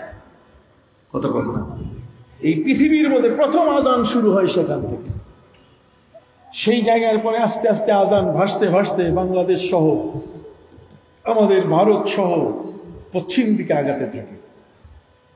সম্মানিত সুধী, তিনি বলেন আমি ব্রুনাই, আমি জাকার্তা, আমি সেই ইন্দোনেশিয়ায় গিয়ে সেখানেও আমি কারীদের তেলাওয়াত শুনলাম। সেখানে কোরআনের সূরা ফাতিহার তেলাওয়াত একই রকম। উনি বলেন আমার জীবনের সবচেয়ে বড় অভিজ্ঞতা, আমি আমেরিকান, আমি ইংল্যান্ডের, আমি ঠিক কানাডার, আমি অস্ট্রেলিয়ার বাইবেল দেখেছি। ওই দেশগুলোর একটা বাইবেলের সাথে আরেকটা বাইবেলের মিল নাই। কানাডিয়ান বাইবেলের সাথে আমেরিকান বাইবেলের কি নাই? মিল নাই। অস্ট্রেলিয়ান বাইবেলের সাথে ঠিক এমনি করে সুইজারল্যান্ডের, ওদের বাইবেলের মিল নাই, ইটালিয়ান বাইবেলের মিল নাই। কিন্তু মহাগ্রন্থ আল কোরআন এমন, মিশরের কারি যেভাবে তেলাওয়াত করেন, ব্রুনাই আর ইন্দোনেশিয়ার কারি ঠিক একইভাবে তেলাওয়াত করেন। আলহামদুলিল্লাহি রাব্বিল আলামিন। যারা মুসলমান তারা কোরআন তেলাওয়াত করতে গিয়ে আরবের মুসলমানরা বানান করেন আলহামদু, হামজা লাম জবর আল, হামিম জবর হাম, দাল পেশ দো আলহামদু, লাম লাম জের লিল, লাম খারা জবর লা, হাজির হি, আলহামদুলিল্লাহি রাব্বিল আলামিন। আমি যখন ব্রুনাইতে গেলাম সেখানে দেখি আরবরা এরা রফা, এরা নাসাব, এরা জার বলে, আর আমরা বলি কি জবর জের পেশ, যেরকম আমরা বলি কি। আর ইন্দোনেশিয়ার মধ্যে তারা পড়ছে আলিফ লাম মাতি দিয়া তাস আল, হামিম মাতি দিয়া তাস হাম, দাল দাপান্দো আলহামদু, লাম বাওয়া লিল, লাম সাবদো, হা বাওয়া হি লিল্লাহি, আলহামদুলিল্লাহি রাব্বিল আলামিন। আরবরা যেটাকে জম্মা বলে, পেশ বলে, আমরা এটাকে পেশ বলি, আর ওরা বলে দাপান্দো। যে যেই নামে বলুক না কেন, কিন্তু ফাইনাল উচ্চারণের মধ্যে কোনো পার্থক্য নাই। এটা দেখে আমি অবাক হয়ে গেলাম যে মিশরের কারীর কোরআন তেলাওয়াত আর ব্রুনাই ইন্দোনেশিয়ার কারীর কোরআনের তেলাওয়াতের কোনো পার্থক্য নাই। অতএব ইসলাম এটাই সত্য, এই কোরআনই সত্য। তিনি কোরআনের তেলাওয়াত এর শোনার পরে তিনি কালেমা পড়ে মুসলমান হলেন এবং নিজের নাম তিনি রাখলেন ইসলামুল হক, বা ইসলামটাই সত্য। সবাই বলে ইসলামটাই কি সত্য। সম্মানিত সুধী বন্ধুরা, আবার মহাগ্রন্থ আল কোরআনের তেলাওয়াত যত বেশি শুনবো ততই আমাদের অন্তরগুলো গলে যাবে। খেয়াল করছেন কথাটা? হযরত ওমর ফারুক রাদিয়াল্লাহু তাআলা আনহু তিনি বন ভগ্নিপতির কণ্ঠে কোরআনের তেলাওয়াত শুনেছেন। বন ভগ্নিপতির কণ্ঠে কোরআনের তেলাওয়াত শোনার কারণে হযরতে উমর উটের রাখাল হওয়ার পরেও তার অন্তর যত শক্ত ছিল, তার হাতে তরবারি আসার কারণে তিনি যতই কঠিন হয়েছিলেন, কিন্তু কোরআনের আয়াত তার কানে আসার সাথে সাথে তার অন্তরটা মোমের মতো গলে গেল, তার হাতটা অচল হয়ে গেল। এই তরবারি এখন তার হাতে মানায় না, ঝন্নাট করে পড়ে গেল সেই তরবারি। হযরতে ওমর সেই তরবারি তুলে নিয়ে বনভগ্নিপতিকে জড়িয়ে নবীজির দরবারে উপস্থিত হলেন। নবী করিম সাল্লাল্লাহু আলাইহি ওয়াসাল্লাম তিনি বললেন, ওমর বলছেন, হুজুর আগে প্রতিশোধ নেন, এই তরবারি নেন। আল্লাহর নবী বলেন, তরবারি পরে তুমি মঞ্চে বসো, তোমার জন্য আমি মঞ্চ তৈরি করেছি, সেখানে বসে তুমি কালেমা পড়ো। মঞ্চের উপরে নবীজি চাদর বিছায় রেখেছিলেন। হযরতে ওমর ফারুক রাদিয়াল্লাহু তাআলা আনহু যুবক মানুষ, উটের রাখাল মানুষ, তিনি কতটুকু জানেন? লেখাপড়া তেমন ছিল না, হযরতে ওমরের লেখাপড়া তেমন ছিল না, কিন্তু নবী করিম সাল্লাল্লাহু আলাইহি ওয়াসাল্লামের নূরানী দরবারে আসার সাথে সাথে হযরতে ওমরের সিনা খুলে গেল। এই যে সিনা খুলে যাওয়াটা, অন্তরের ভেদ খুলে যাওয়াটা, এটার আল্লাহর ওলি ছাড়া অন্য কোথাও হয় না। হযরতে ওমর ফারুক রাদিয়াল্লাহু তাআলা আনহু সিনা খুলে গেল। ওমর ফারুক রাদিয়াল্লাহু তাআলা আনহু নবীজির বিছানো মিম্বারের উপরে যে চাদরখানা তিনি তুলে নিয়ে বুকের সাথে জড়িয়ে বললেন, হুজুর, আসমানের নিচে জমিনের বুকে এমন কোন বেয়াদব আছে কি এর উপরে বসে পা রেখে কালেমা পড়তে পারি?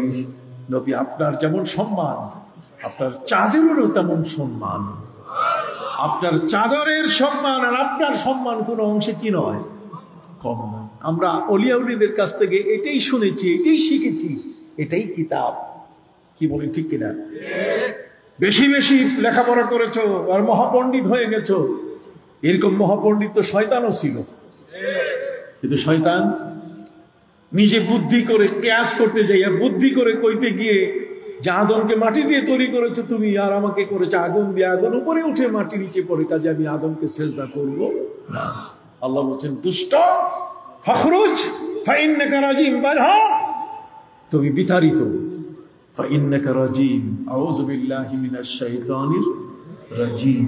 রাজিম মানে উখরুজ, ফখরুজ, বের হয়ে যাও, তোমাকে আর জায়গা দিব না আমি। তাহলে বেয়াদব হইতে গেলে মাথার বুদ্ধি, আর আদব হইতে গেলে আল্লাহর ওলিদের যে বয়ান, তাদের যে পথ, তাদের মতগুলো ধরলেই আমাদের মধ্যে আদব তৈরি হয়ে যাবে। এই যারা ওলিদের সংস্পর্শে আসে নাই, আল্লাহর ওলিদের সংস্পর্শ যারা নেয় নাই, ওরাই ভুল ব্যাখ্যা করে যে কলব নাকি এইখানে বুকে নাই, মাথায়। কলব কোথায়? মাথায় চলে গেছে। কলব মাথায় যায় কেমনে? আমি যদি বলি কলব এটা হাঁটুতে আসছে, মগজ হাঁটুর ভিতরে আসছে, এটা হবে নাকি? কথা বলেন। ওয়ালাকিন তা'মাল কুলুবুল্লাতী ফিস সুদূর ফাইন্নাহা লা তা'মাল আবসার ওয়ালাকিন তা'মাল কুলুবুল্লাতী ফিস সুদূর। ওদের চোখ অন্ধ হয় নাই, বরং ওদের সিনার মধ্যে যে চক্ষুটা আছে, এই চক্ষুটা অন্ধ হয়ে গেছে।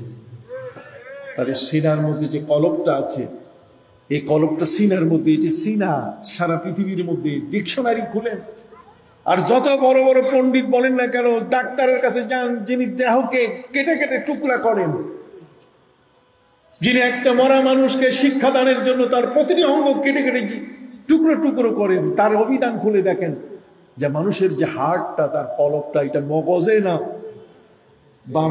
বাম দুধের 2 আঙ্গুল নিচে। এই ধরনের কিছু বেকুব বক্তা আমাদেরকে ওয়াজ শোনায় যাচ্ছে, আমরা বিভ্রান্ত হচ্ছি, আর তাদের দালালি করতেছে কিছু তাদের মতো আরেক দল বেকুব। কথা বুঝতে পারছেন? এই জন্য আমি আপনাদের খেদমতে আরজ করতে চাই, যুবক, তুমি হলে ইসলামের সবচেয়ে বড় সম্পদ। যুবক, তুমি হলে ইসলামের সবচেয়ে বড় শক্তি। যুবক, তুমি হলে ইসলামের সবচেয়ে বড় মহাশক্তি। তোমার মতো উমর ছিলেন, হযরতে উমর উটের রাখাল ছিলেন, কিন্তু নবীর কাছে কালেমা পড়ার পরে ওমরের সিনা খুলে গেল। সেই উমর উটের রাখাল থাকেন নাই, তিনি অর্ধেক পৃথিবীর 31 লক্ষ বর্গ মাইলের তিনি শাসক হয়েছিলেন, তিনি খলিফা হয়েছিলেন। ইসলাম মানুষকে ঠিক এই ধরনের যোগ্যতা সৃষ্টি করে, তবে তার কাছে আত্মসমর্পণ করতে হবে। কথা বুঝতে পারছেন? এই জন্য আমি আমার ভাইদের খেদমতে আরজ করতে চাই, পৃথিবীর মধ্যে আল্লাহ পাক রব্বুল আলামিন যুবকদের জন্য এত বড় বড় সম্মানের কথা তিনি উচ্চারণ করেছেন। বিশেষ করে যুবকরা কিয়ামতের ময়দানে আল্লাহর আরশের নিয়ে নিচে তারা জায়গা পাবে। যুবকদের মধ্যে হযরত ইমাম হাসান এবং হুসাইন, হযরত ইমাম এবং হাসান এবং হুসাইনকে আমার নবী বলেছেন, হাসনাইন এই দুইজনে সাইয়্যিদা শাবাব আহলিল জান্নাহ, জান্নাতি যুবকদের সর্দার হবে। সুবহানাল্লাহ। পৃথিবী থেকে যে মানুষগুলো জান্নাতে যাবে, এই জান্নাতি মানুষগুলো সব যুবক হয়ে সেখানে প্রবেশ করবে। অতএব যৌবনকাল, যুবককালটা এটা অত্যন্ত মূল্যবান একটা সময়। সেই যুবকরা যারা এখানে এসছে, আমি তাদেরকে বলতে চাই, এই যুবকরা, তোমরা যারা ভাইরা আমার যৌবনকালটা অতিক্রম করতেছো, তোমাদের এই যৌবনকালটা এত বড় মূল্যবান। এখানে তুমি হতে পারো পৃথিবীর শ্রেষ্ঠ একজন মহান ব্যক্তি। কথা বুঝতে পারছেন? আমি ফাঁকে আরেকটি কথা আপনাদের কাছে বলেছিলাম, আল্লাহর ওলি যারা আছে তাদের আধ্যাত্মিকতার মূল্য কিন্তু অনেক বড়। শামসে তিবরিজের নাম আমি বলেছিলাম, কথা বললাম। শামসে তিবরিজ হলেন তুরস্কে বর্তমান তার কবর।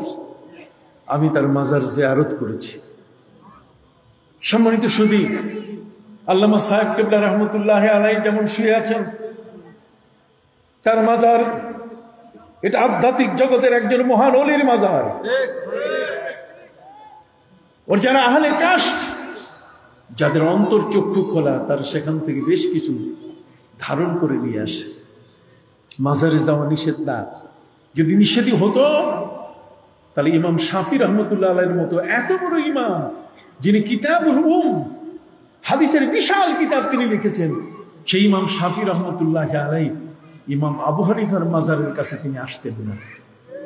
তিনি বলছেন, ইন্নী আতাবাররাকু বিকবরি নুমান ইবনে সাবিত, আমি ইমাম আবু হানিফার কবর থেকে আমি সেখান থেকে নেয়ামত অর্জন করি, বরকত অর্জন করি। আমার কোনো দোয়া কবুল হওয়ার প্রশ্ন হলে, আমি যখন কোনো দোয়া আল্লাহর দরবারে কবুল হওয়ার প্রশ্ন হয়, আমি যখন কোনো দোয়া আল্লাহর দরবারে কবুল করার ব্যাপারে আমি যখন চিন্তিত হই, তখন ইমাম আবু হানিফার কবরের পাশে গিয়ে যে দোয়াটাই করি, সে দোয়াটি কবুল হয়ে যায়। মাজারের পাশে যাওয়া তোমরা আজকে নিষেধ বলো। সম্মানিত সুধী, ওরা বলে মাজারে যাবেন না, খবরদার নবীর রওজাও যাবেন না। নবীর রওজা পর্যন্ত যাওয়া তারা নিষেধ করে। আমরা নবীজির রওজার ব্যাপারে কোরআন আছে, হাদিস আছে, সেখানে আমাদের যাওয়ার ব্যাপারে কোনো বাধা নাই। কোনো কি ওয়ালাউ আন্নাহুম ইযযালামু আনফুসাহুম জাউকা ফাস্তাগফিরুল্লাহ ওয়াস্তাগফার লাহুমুর রাসূল লাওয়াজাদুল্লাহ তাওয়াবার রাহিমা। যে উম্মত নিজের উপরে জুলুম করেছে, অত্যাচার করেছে, সীমা লঙ্ঘন করেছে, সেই মানুষটা যদি নবীর দরবারে আসে আর নবীজির কাছে এসে যদি আল্লাহর কাছে ক্ষমা চায়, আর নবীকে যদি বলে যে নবী একটু সুপারিশ করে দেন, নবী সুপারিশ করে দিলে ওইখানেই তার গুনাহ মাফ হয়ে যায়। কথা কথা, ওইখানে তার কি গুনাহ মাফ হয়ে যায়। ওরা পার্থক্য করতেছে যে ওখানে মদিনা, এই যে বর্তমান হজে হাজী সাহেবরা যাওয়া শুরু করেছেন, যদি আহলে হাদিস আর লামজাবি আর কওমি এই ধরনের যারা ওয়াহাবি মার্কা, কথা বুঝতে পারছেন, আমি তাদের খেদমতে বিশেষ করে আরজ করতে চাই, আমার কওমি বন্ধুরা তারা অনেকেই ভালো, কিন্তু কিছু ব্যক্তি এমন আছেন যারা বেশি কঠোর। তারা বলেন যে মসজিদে নববীতে, নবীর মসজিদে নামাজ পড়তে যাবেন, নবীর রওজায় যাওয়া যাবে না।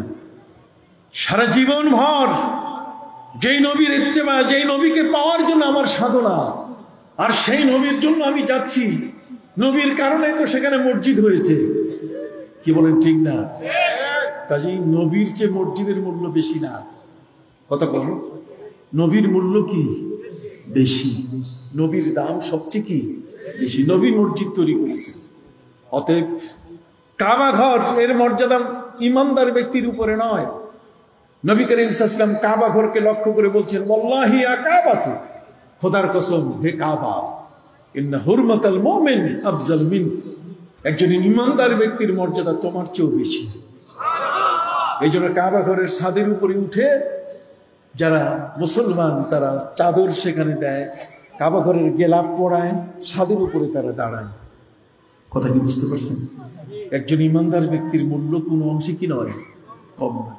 সেই ইমানদার ব্যক্তি যারা, তাদের পাশে আপনি যাবেন। মরে গেলে কি হয়েছে?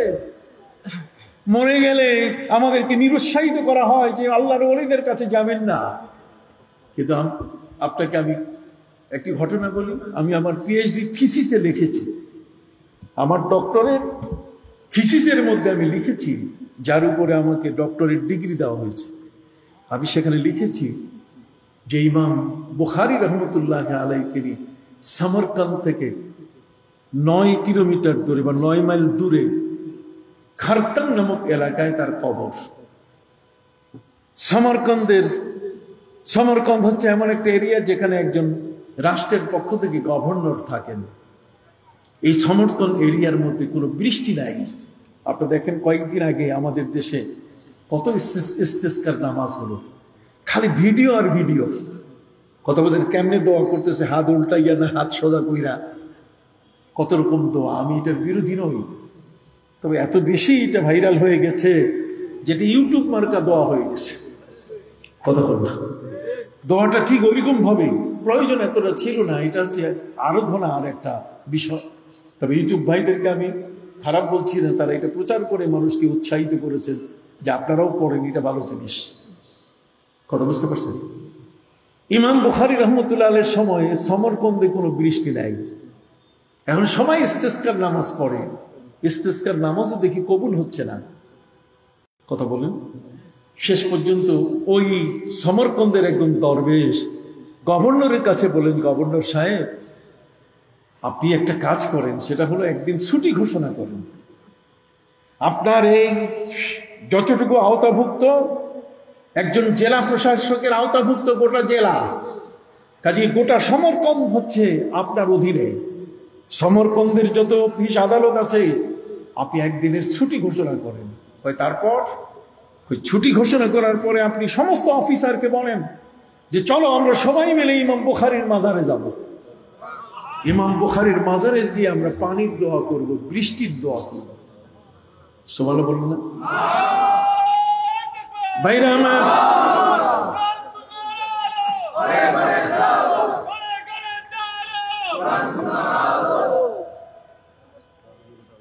সম্মানিত সুধী বন্ধুরা আমার, ইমাম বুখারী রহমতুল্লাহ আলাইহির মাজারে যাওয়ার জন্য সরকারিভাবে ছুটি ঘোষণা করলেন গভর্নর সমরকন্দের গভর্নরের নির্দেশে অফিসার সবাই মিলে ইমাম বুখারীর কবরে, তার মাজারে গিয়ে তারা হাজির হলেন। সেখানে গিয়ে যখন দোয়া শুরু করলেন, দোয়ার সাথে সাথে মুষলধারে বৃষ্টি শুরু হয়ে গেল। আপনি বাস্তবতাকে কখনো অস্বীকার করতে পারবেন না, যেটা অতি বাস্তব। 1971 সালে দেশ স্বাধীন হয়েছে, সবাই বলেন এটা কোরআন হাদিসের কোথাও আপনি রেফারেন্স পাবেন না। কিন্তু 1971 সালে যে দেশ স্বাধীন হয়েছে এটাকে অস্বীকার করাটাও কোনো সুযোগ নাই। কথা কি বুঝতে পারছেন? কাজে ইমাম বুখারী রহমতুল্লাহ আলাইহির মাজারে যাওয়া এটা কোরআন হাদিসে থাকার কথা নয়। কিন্তু যারা ইমাম বুখারী রহমতুল্লাহ আলাইহির দরবারে গিয়েছিলেন সেদিন তার মাজারে, তাদের উদ্দেশ্য ছিল যে আল্লাহর কাছে একটু তার ওসিলা দিয়ে একটু দোয়া করি। সুবহানাল্লাহ। দোয়া করার সাথে সাথে এত বৃষ্টি হলো যে 1 সপ্তাহ পর্যন্ত আর আকাশের সূর্যের সাথে দেখা নেই। যারা সেখানে গিয়েছিলেন তারা আর কেউ ফিরতে পারেন নাই। রাস্তাঘাট সব প্লাবিত হয়েছে, পুরা রাস্তাঘাট পানিতে ঢেকে গেছে, কেউ আর সেখান থেকে আর ফিরতে পারেন নাই। ছুটি ঘোষণা করা হয়েছে একদিনের, আর এখন অলিখিত ভাবে ছুটি হয়ে গেল কয়দিন? 7 দিনের ছুটি। কয়দিনের ছুটি? ইমাম বুখারী রহমতুল্লাহ আলাইহি মাজারের পাশে দোয়া করা হলো যে আল্লাহ আর আমাদের বৃষ্টির দরকার নাই, সাথে সাথে বৃষ্টি বন্ধ হয়ে গেল। আল্লাহর ওলিদের বিশেষ ক্ষমতা আছে কিনা? আবার বলেন আছে কিনা? আমি যে দলিলটা দিলাম, পারলে বাপের বেটা কাটেন, পারবেন না। লেখাপড়া করলে কখনো কাটতে পারবেন না। আর যদি এমনি বাচাল হন, মুখে শুধু কথা কইতেই থাকেন, যা মনে আসে তাই, বিদ্যা যতটুকু শিখেছেন, বিদ্যার সাথে আপনার কোনো অলিয়া উলিয়ার কোনো এলমে মারিফতের কোনো সংস্পর্শ নাই, তাদের সোহবতে কোনোদিন আপনি যান নাই, না গেলে যা হয় তাই ঘটেছে। কথা কি বুঝতে পারছেন? হযরত খিজির আলাইহিস সালাম, হযরত মুসার ঘটনা আপনি জানেন না? জোরে বলেন, জানেন কিনা? হযরত মুসা আলাইহিস সালামের মতো একজন উলুল আযম পয়গম্বর আল্লাহ তাআলা পাঠাই দিলেন হযরত খিজির আলাইহিস সালামের কাছে। খিজির আলাইহিস সালাম ছিলেন ইলমে লাদুন্নির অধিকারী। সুবহানাল্লাহ বলুন। অতএব আমি সেদিকে লম্বা করতে চাই না, আমি সহজভাবে বলতে চাই যে বিষয়টা, সেটা হলো আজকের এই নববর্ষ উপলক্ষে হিলফুল ফুজুল যুব সংঘ যারা আজকের এই মাহফিল দেখেছেন, আমি তাদেরকে সাধুবাদ জানাই, মোবারকবাদ জানাই। নববর্ষের যে ব্যাপারটা, বাংলা নববর্ষ, এটার সম্পর্কে যে বিষয়টা আমার বলার, সেটা হলো এই নববর্ষ, এটা যেটা সম্রাট আকবর করেছিলেন। সম্রাট আকবরের নববর্ষটা ছিল যে সারা বছরের যত ট্যাক্স, যত খাজনাপাতি আদায় করা বাকি আছে, কতক্ষণ না, এই পহেলা বৈশাখ যেন সেটা আদায় করা হয়। তাহলে পহেলা বৈশাখ হচ্ছে ট্যাক্স আদায় করার একটা দিন। এই দিনে হালখাতা খুলে, আপনারা জানেন কিনা? কিন্তু সেই হালখাতা খোলার যে দিনটা, এই দিনটা এটা ছিল তাদের রাজস্ব খাজনা আদায় করার দিন। কিন্তু এখন সেই দিনটা ওইভাবে নাই। পহেলা বৈশাখ হয়েছে এখন এমন এক সংস্কৃতি নিয়ে এসেছে, এসো হে বৈশাখ, হেসো হে কালো বৈশাখ। কালো বৈশাখীকে ডাকে, কালো বৈশাখীকে ডেকে কাছে নিয়ে আসে। কালো বৈশাখ তো কালোই, এটা তো কখনো সাদা হবে না। কতক্ষণ না প্রচন্ড ঝড় নিয়ে আসে। ওই দিন হুতুম পেঁচা যেগুলো, এটার পূজা হয়। ওই দিন মঙ্গল পূজা হয়। আমরা কি মুসলমান এটা করতে পারি? হাত উঁচু করে বলেন, আমরা এটা পারি?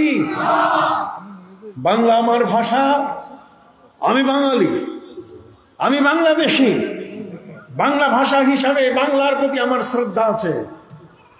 কিন্তু পহেলা বৈশাখের নামে, 31st নাইটের নামে, ওই 31শে ডিসেম্বরের নামে যে ঘটনাগুলো ঘটে, আমাদের ঘরের মেয়েরা খালি পায়ে নতুন সাদা শাড়ি পরে তারা মেলায় যায়, আর সেখানে তারা পূজার সাথে যোগ হয়। এটা কি কখনো আমাদের সংস্কৃতি? যুবকদেরকে বলবো, আসুন নববর্ষ পালনের সাথে সাথে আপনারা আরবি নববর্ষ পালন করেন। জোরে বলেন, কি নববর্ষ? বাংলা নববর্ষ পালন করেন। বাংলা নববর্ষের মাধ্যমে একটা নতুন বছর শুরু হলো, অতএব সেটা ভালো কথা। হালখাতা, নতুন করে একটা খাতা তৈরি করলেন যাতে বাকি বকে আদায় হয়। কতক্ষণ না, নতুন করে আপনারা, এখন তার সম্রাট আকবরের যুগের খাজনা আদায় করার নিয়ম এটা নাই। আপনি সারা বছরের মধ্যে, পুরা বছরের আপনি খাজনা আদায় করতে পারেন। যদি বাকি থাকে তো পিছন থেকে আপনি আদায় করতে পারেন। এখন অটো সিস্টেম আর্কাইভে চলে আসছে। এখন ভূমি মন্ত্রণালয় নতুন করে অনলাইনে সবকিছু নিচ্ছে। কথা বুঝতে পারছেন? আপনি খাজনা আদায় করতে পারেন আপনার ঘরে বসে। কিন্তু আমি বলতে চাই, আপনারা এই বাংলা নববর্ষের সাথে সাথে আরবি হিজরি নববর্ষ পালন শুরু করেন। আরবি হিজরি নববর্ষে কি আছে, হিলফুল ফুজুলের ভাইরা একটু শুনেন। আরবি হিজরি বর্ষের ভিতরে আছে, নবী করিম সাল্লাল্লাহু আলাইহি ওয়াসাল্লাম যখন মক্কায়, তখন তিনি দেখতে পেলেন যে 360টি মূর্তির পূজা হচ্ছে। কাবা ঘরে 360টির কি মূর্তির পূজা হচ্ছে। এই 360টি মূর্তির পূজা একদিন যেটার হয়, পরের দিন ওইটার হয় না। আজকের এক নম্বর যেটা, সেটার পূজা হয়, পরের দিন 2 নম্বরটার, তারপর দিন 3 নম্বরটার, এইভাবে 360টি মূর্তির পূজা যেদিন শেষ হয়, সেদিন আরবের মুশরিকরা, পূজারীরা মনে করে যে আমরা একটা বছর পালন করেছি। তার মানে 360 দিনে তারা বছর গণে, 360 দিনে তারা পূজা করে তাদের বছরটা পার করে। নবী করিম সাল্লাল্লাহু আলাইহি ওয়াসাল্লাম আল্লাহর কাছে বলে যে, আল্লাহ, আমার উম্মত তো এইভাবে তার বর্ষ পালন করতে পারে না। 365 দিনে বছর, এটা হচ্ছে ইংরেজি বছর। জোরে বলেন এটা কি? ইংরেজি বছর। আর মুশরিক যারা শিরক করে, পূজা করে, পূজারীদের বছর হলো 360 দিনে। যেহেতু 360টা মূর্তির তারা পূজা করতো কাবা ঘরের চতুর্দিকে। আর মুসলমান, আমার প্রিয় নবী সাল্লাল্লাহু আলাইহি ওয়াসাল্লাম আল্লাহর কাছে আবেদন করলেন, মাবুদ, আমার উম্মত পূজা দিয়ে বছর শুরু করবে আর পূজা দিয়ে শেষ করবে। যেমন আমরা পহেলা বৈশাখ, আমরা সেই চৈত্র মাসের শেষ তারিখের পান্তা ভাত, ইলিশ পহেলা বৈশাখে আমরা খাই। এটা পচা ভাত খাইয়া আমরা নতুন বর্ষ শুরু করি। কথা বলবো, এই পচা ভাত খাইয়া নতুন বর্ষ শুরু করলে সারা জীবন কপালের মধ্যে পচা ছাড়া ভালো জিনিস জানবে না। আপনি কি বুঝতে পারছেন? যেহেতু আমি আপনাদের একজন মুরব্বীদের মধ্যে এতে কোনো সন্দেহ নাই। কথা বুঝতে পারছেন? সম্মানিত সুধী, এই গত বছরের পচা পান্তা আর ইলিশ মাছ খাইয়া নতুন বর্ষ শুরু করবেন, এটা খুব কল্যাণের কথা নয়। গত দিনের বেলেল্লাপনা, গত রাতের বেলেল্লাপনা, বেহায়াপনা দিয়ে আগামী দিনের জানুয়ারি আপনি উদ্বোধন করবেন, তাহলে সেখানে আর মানুষ থাকবেন না। আপনি তখন মানুষের কাতার থেকে বের হয়ে যাবেন। 31st নাইট, যেখানে ছেলে মেয়েরা উল্লাস করে, উলঙ্গ হয়, জেনা করে, ব্যভিচার করে, মদ খায়। নবী করিম সাল্লাল্লাহু আলাইহি ওয়াসাল্লামের সময়কালে 360 দিনের 360টি মূর্তির আলাদা আলাদা পূজা শেষ করে তারা মনে করে 360 দিন আমরা পূর্ণ করেছি। পূজা দিয়ে শুরু আর পূজা দিয়ে কি শেষ। নবীজি আল্লাহর কাছে দোয়া করলেন, মাবুদ, আমার উম্মত এইভাবে পূজা দিয়ে তাদের বছরের দিন শুরু করা আর শেষ করবে, এমনটা হয় না। আপনি দয়া করে আমার উম্মতের জন্য ক্যালেন্ডার দিয়ে দেন। এবার আল্লাহ পাক রব্বুল আলামিন পবিত্র কোরআনের মাধ্যমে বিশ্ব মুসলমানের জন্য ক্যালেন্ডার আল্লাহ দিয়ে দিলেন। সম্মানিত সুধী, সেই ক্যালেন্ডারের মধ্যে আল্লাহ পাক রব্বুল আলামিন বলেন, হে নবী, ইন্না ইদ্দাতাশ শুহুরি ইনদাল্লাহি 12 শাহরা 12 শাহরান ফি কিতাবিল্লাহ في كتاب الله يوم خلق السماوات والأرض منها 4 حرم। আল্লাহ বলেন, হে নবী, আমি আপনার জন্য 12 মাসে বছর দিলাম। কত মাসে? যেদিন পৃথিবী সৃষ্টি করেছি সেই দিনই আমি ঠিক করেছি 12 মাসে কি হবে? 1 বছর হবে। তবে এই 12 মাসের মধ্যে 4টা মাস হলো সম্মানীয় মাস। এই 4টা মাস, তার মধ্যে 3টা একসাথে আছে আর একটা আলাদা। যে মাসটা আলাদা সেটা হচ্ছে রজব মাস, যে মাসে নবী রমজান আসার দোয়া করতেন, আল্লাহুম্মা বারিক লানা ফি রজব ওয়া শাবান ওয়া বাল্লিগনা রমাদান। আর বাকি 3টা মাস একসাথে লেগে আছে, আর সেটা হলো জিলকাদ, জিলহজ, মুহররম। এই 4টা মাস হলো সম্মানীয়। আল্লাহ বলছেন, যেদিন আমি আসমান জমিন সৃষ্টি করেছি সেদিনই আমি ফাইনাল করে দিয়েছি যে বছর হবে কয় মাসে। এই জন্য পৃথিবীর আমেরিকায় কোনোদিন 11 মাসে বছর হয় না, অস্ট্রেলিয়ায় 13 মাসে বছর হয় না, পৃথিবীর কোথাও এর কম বেশি হয় না, সব 12 মাসে কি বছর। এবার মাস কয় দিনে হবে? নবীজি আল্লাহর কাছে বলেন, মাবুদ, মাস কি 60 দিনে হবে না 70 দিনে, না আরো কমে, আরো বেশি? আল্লাহ বলছেন, না, মাস গণনা করতে গেলে চাঁদের হিসাবে মাস আসবে। وَيَسْأَلُونَكَ عَنِ الْأَهِلَّةِ قُلْ هِيَ مَوَاقِيتُ لِلنَّاسِ وَالْحَجِّ। হে নবী, যদি নতুন চন্দ্র সম্বন্ধে, নবচন্দ্র যে চন্দ্রটা উদয় হয়, চাঁদ বাড়ে কেন, কমে কেন, যদি আপনাকে এই ব্যাপারে কেউ জিজ্ঞাসা করে, আপনি উত্তরে বলেন, কুল হিয়া মাওয়াকিতু লিন্নাস। এটা হচ্ছে মানব জগতের ইবাদতের চিরস্থায়ী ক্যালেন্ডার। চাঁদটা হলো মানব জাতির চিরস্থায়ী কি ক্যালেন্ডার, ইবাদতের ক্যালেন্ডার। এবং হজ এই চাঁদের তারিখ দেখেই হজের দিন ঘোষণা হবে। সুবহানাল্লাহ বলেন। সম্মানিত সুধী, এই চাঁদ উঠে এবং চাঁদ নামে, চাঁদের মধ্যে অন্ধকার, অমাবস্যা এবং পূর্ণিমা। এই অমাবস্যা এবং পূর্ণিমায় মিলে আল্লাহ তাআলা বলে দিলেন, হে নবী, মাস হবে 29 অথবা 30 দিনে। তাহলে কোরআন আমাদেরকে মাস শিখাই দিল। সুবহানাল্লাহ। এবার নবীজি আল্লাহর কাছে দোয়া করলেন, মাবুদ মাসটা তো 29 দিন 30 দিনে হয়, এটাকে একটু ছোট করে দেন, একটু সপ্তাহ বানাই দেন। আল্লাহ বলছেন ঠিক আছে, আপনার আবেদন গ্রহণ করলাম, আসেন আমি এটাকে সপ্তাহ বানাই দিই। আর সেই সপ্তাহ হলো, সবাই আমার সাথে করুন, ইয়া আইয়ুহাল্লাযীনা আমানু ইযা নুদিয়া লিস-সালাতি মিন ইয়াউমিল জুমআতি ফাসআউ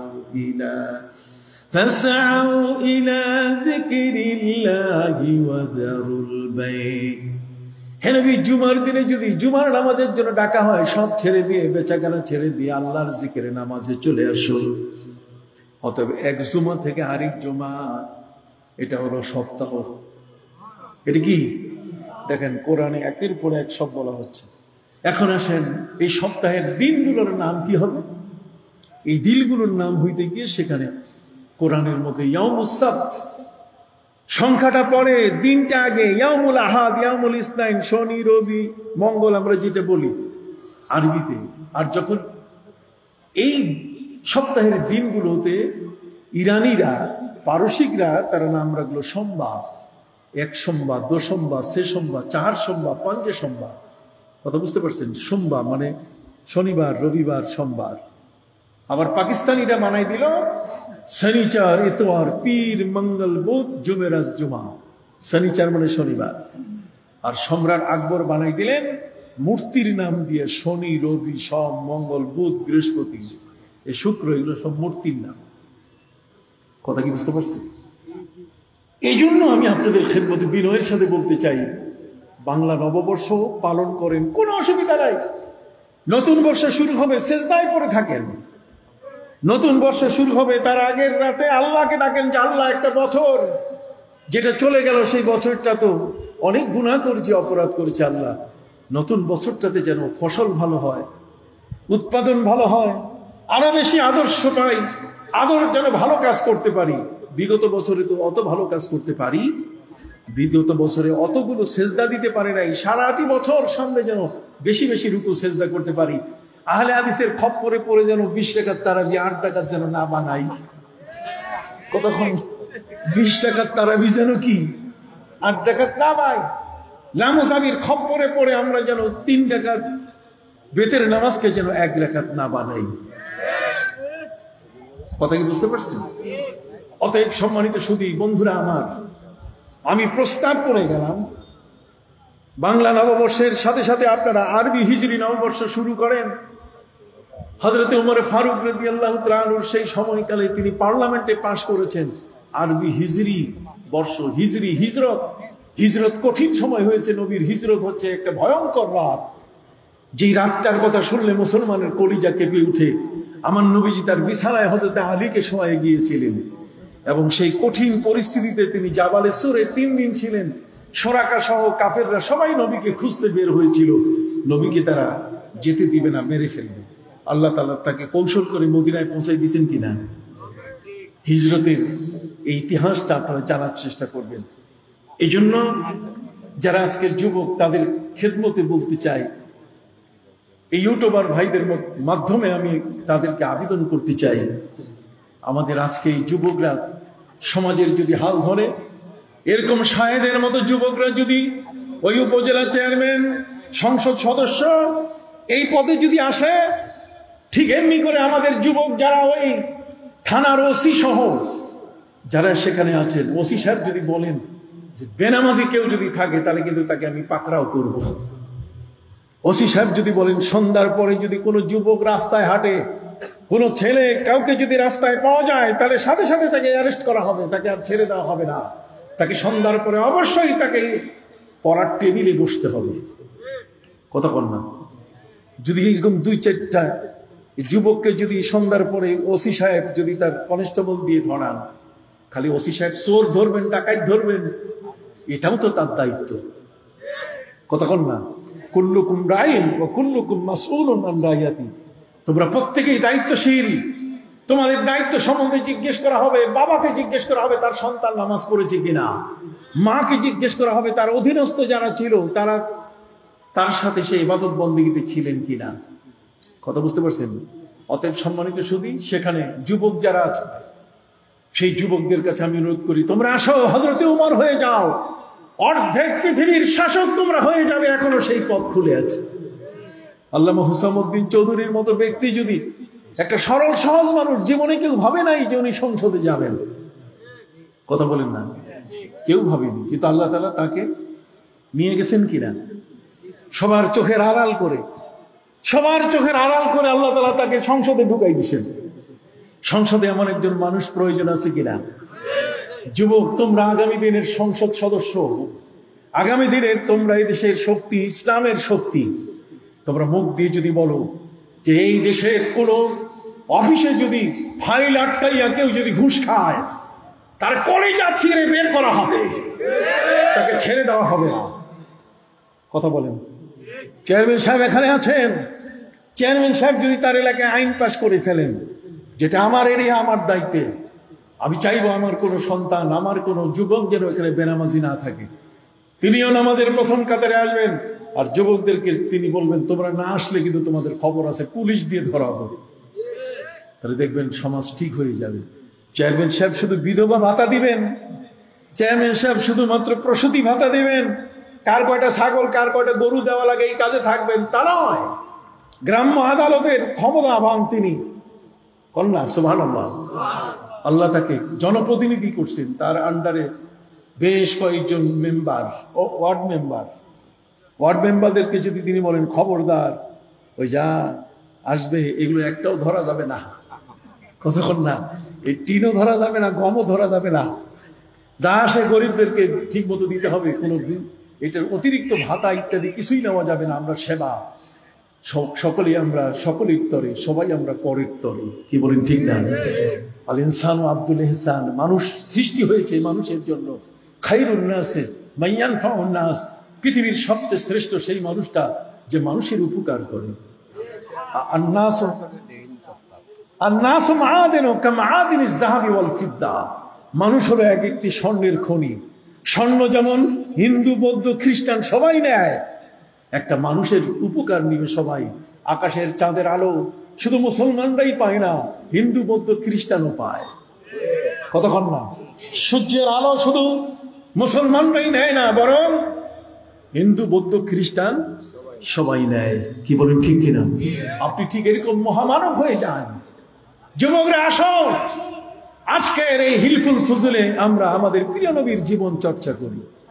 তিনি তার যৌবন কালটাকে তিনি ব্যবহার করেছেন ইসলামের জন্য। তোমরাও তোমাদের যৌবন কালটা ইসলামের জন্য ব্যবহার করো। তোমরা তোমাদের মা বাবার সেবা করবে, তোমরা 5 ওয়াক্ত নামাজি হবে, বছরে একদিন শুধুমাত্র সালেহ হিসাবকে ডেকে নিয়ে আসবে। ঢাকা থেকে উনি 6 ঘন্টা 9 ঘন্টা গাড়ি চালাই এখানে আসবেন, আর একটা বক্তব্য দিয়ে চলে যাবেন। হিলফুল ফুজুলের যুব সংঘের কাজ শেষ, তা কিন্তু নয়। তা কি হয় কখনো? তোমরা আসো, প্রথমে তোমাদের মুখে স্লোগান আসুক যে সমাজের মধ্যে কোনো চোর ডাকাত, কোনো মদখোর, কোনো দুষ্ট দুরাচার, কোনো বেবিচারী থাকতে পারবে না। যুবকরা তোমরা সঙ্গ করেছো কিসের জন্য? তোমরা একসাথে হও, চেয়ারম্যান সাহেবের সাথে হাত মেলাও, হ্যান্ডশেক করো যে আপনি আমাদের সাথে হাত মিলান, আপনি আমাদের সাথে নোটিশ জারি করেন যে আমার এই এলাকার মধ্যে, আমি জানি না বাংলাদেশের কোথায় কি হয়, এটা আমার জানার দরকার নাই, আমার অঞ্চল যতটুকু আল্লাহ আমাকে অতটুকু নিয়ে জিজ্ঞেস করবে। কথা বলেন, আমি যতটুকু অংশের দায়িত্বে আছি ততটুকু যদি আপনি সব মানুষকে নামাজি বানান, খোদার কসম এই বাংলাদেশের প্রতিটি মানুষ আপনার গলায় ফুলের মালা দিবে। কতক্ষণ না? শাহেদ আজকে উপজেলা চেয়ারম্যান, সুন্দর বিশাল একটা গাড়ি পাবে সে, কতক্ষণ না? একটা গাড়ি পাবে, সুন্দর গাড়িতে চড়ে সে যাবে। কিন্তু সেই গাড়িতে চড়ে যাওয়ার সাথে সাথে তার মনে যদি এটা আসে যে আমার এই উপজেলায় যত চেয়ারম্যান আছেন তাদেরকে নিয়ে আমি ইসলাম তো প্রয়োজন প্রত্যেকের জীবনে। ইসলামুল হক ডক্টর শিব শক্তি এমনি বলেন নাই। হযরত উমর ফারুক, তার লেখাপড়া কতটুকু ছিল? লেখাপড়া ছিল কোরআন আর হাদিস। তিনি কোরআনের হাফেজ ছিলেন, একজন হাফেজে কোরআন আর হাদিসের মর্মার্থ তার জানা ছিল। এই দিয়ে হযরত উমর 10 বছর 6 মাস দেশ চালাইছেন। সুবহানাল্লাহ বলেন। কাজী যুবকরা তোমরা হাত মিলাও আমাদের এই 2 চেয়ারম্যানের সাথে, কি বলেন ঠিক না? দেখবেন চেয়ারম্যান সাহেব নামাজি হবে, মুখে দাঁড়িয়ে আসবে, কতক্ষণ না? ঠিক এমনি করে অলি তৈরি হয়ে যাবে এই জমিনের মধ্যে, এতে কোনো সন্দেহ আছে কি? কোনো সন্দেহ? নারায়ে তাকবীর, নারায়ে রিসালাত। জি ইনশাআল্লাহ মনে রাখবেন। কি বলেন চেয়ারম্যান সাহেব? রাখবেন। এটা আল্লামা সাহেব কেবলা, এটা ওলিয়া উলিয়াদের দেশ। 360 জন অলির দেশে আপনারা বাস করেন। আপনার মাটিটা আল্লাহর অলিদের ধুলা লাগানো আছে, তাদের পায়ের ধুলা, তাদের চরণ ধুলিতে ধন্য হয়ে আছে এই জমিন, সিলেটের জমিন। এই জন্য যে কোনো রাষ্ট্রপ্রধান যখনই তার কার্যক্রম শুরু করে প্রথমে চলে আসে কোথায়? সিলেটে। আপনি জানেন সিলেট হচ্ছে, এটা হচ্ছে সুলতানুল আউলিয়ার দেশ। কতক্ষণ না? সুলতানুল আউলিয়া, শাহজালালের দেশ, শাহপরানের দেশ, শাহ কামালের দেশ। আল্লামা ইয়াকুব বদরপুরি, আল্লামা সাহেব কেবলা আব্দুল লতিফ চৌধুরী রহমতুল্লাহ আলী সহ এখানে শাহজালাল, শাহপরান, শাহ আমানত, শাহ ফতেহুল্লাহ, শাহ গরিবুল্লাহ, শাহ আলী বগদাদি, শাহ শরফুদ্দিন চিশতি, বেহেশতি, খানজান আলী, সরসিনা, ফুরপুরা, এই জোনপুরি এদের দেশ। অতএব এই দেশকে নতুন করে বদল করতে দেওয়া যাবে না। সিলেবাস নতুন করে লিখতে গেলে আলেমদের দিয়ে লেখাতে হবে। হাত উঁচু করে বলেন, শিক্ষা কারিকুলামে যদি কোনো গল্প লিখতে হয় তাহলে সেই গল্প আলেমদের দ্বারা লেখাতে হবে। নাস্তিকদেরকে কখনো পাত্তা দেওয়া যাবে না। এ রাষ্ট্রের সম্পদ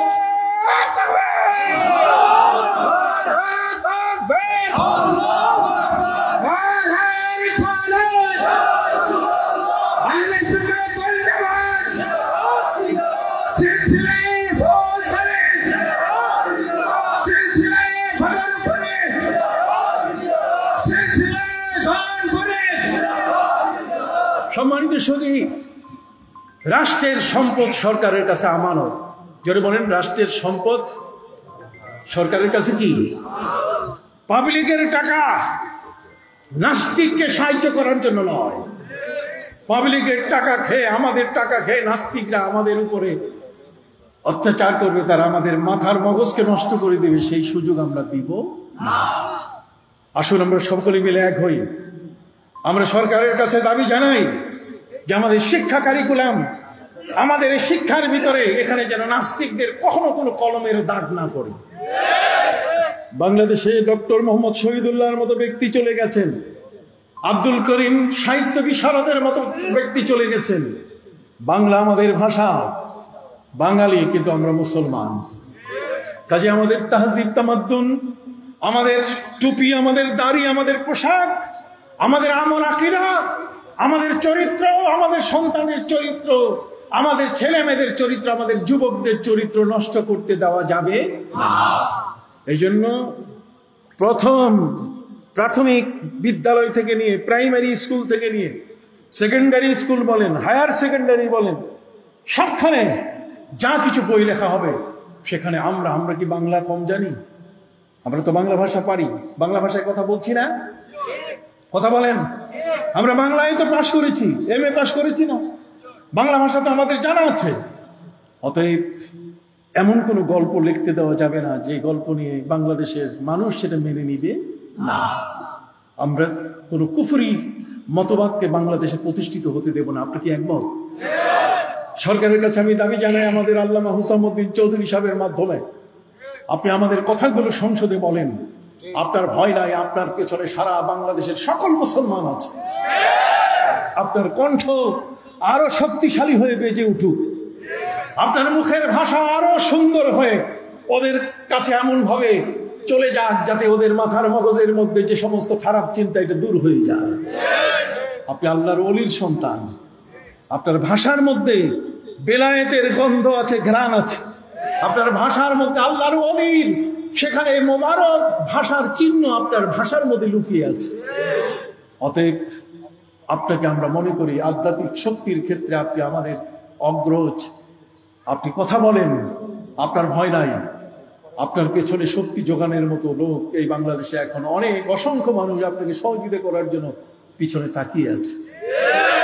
আমি আর আলোচনা দীর্ঘায়িত করছি না। আমি সংক্ষিপ্তভাবে আপনাদের কাছে যে বিষয়টা বলতে চাই, এই তো আমারও শেষ। আমারও শেষ কয়েকটা প্রশ্নের উত্তর দিয়ে শেষ করি, যদি চেয়ারম্যান সাহেব বলেন। সম্মানিত সুধী, এখানে প্রশ্ন করা হয়েছে যে মাইকে সবিনা খতম জায়েজ কিনা। মাইকে যদি গান জায়েজ হয়, গান গাইতেছে আপনার ঘুম ভাঙে না, আর কোরআন পড়লে আপনার ঘুম নষ্ট হয়। বাস্তব কথা, সারা রাত গান মাইক চলে, বিয়ের মাইক চলতেছে সারা রাত ধম ধম, আর কোরআন সারা রাত পড়লে আপনার ঘুম ঠিক আসে না। তবে আমরা বলবো যে একটা সময় কোরআন শরীফ সারাদিন আপনি পড়েন, কোনো আপত্তি নেই, তবে রাতের একটা সময় আপনি যেন মাইকের আওয়াজটা একটু কমাই দেন। কথা বুঝতে পারছেন? মাইকের আওয়াজটা কমাই দিয়ে যাতে অন্য কোনো মানুষের যেন ঘুমের ক্ষতি না হয়। মানে নাম, মানে সালাত, মানে কেরাত, ঘুম নষ্ট হয়, ঘুমের ক্ষতি হয়, নামাজের ক্ষতি হয়।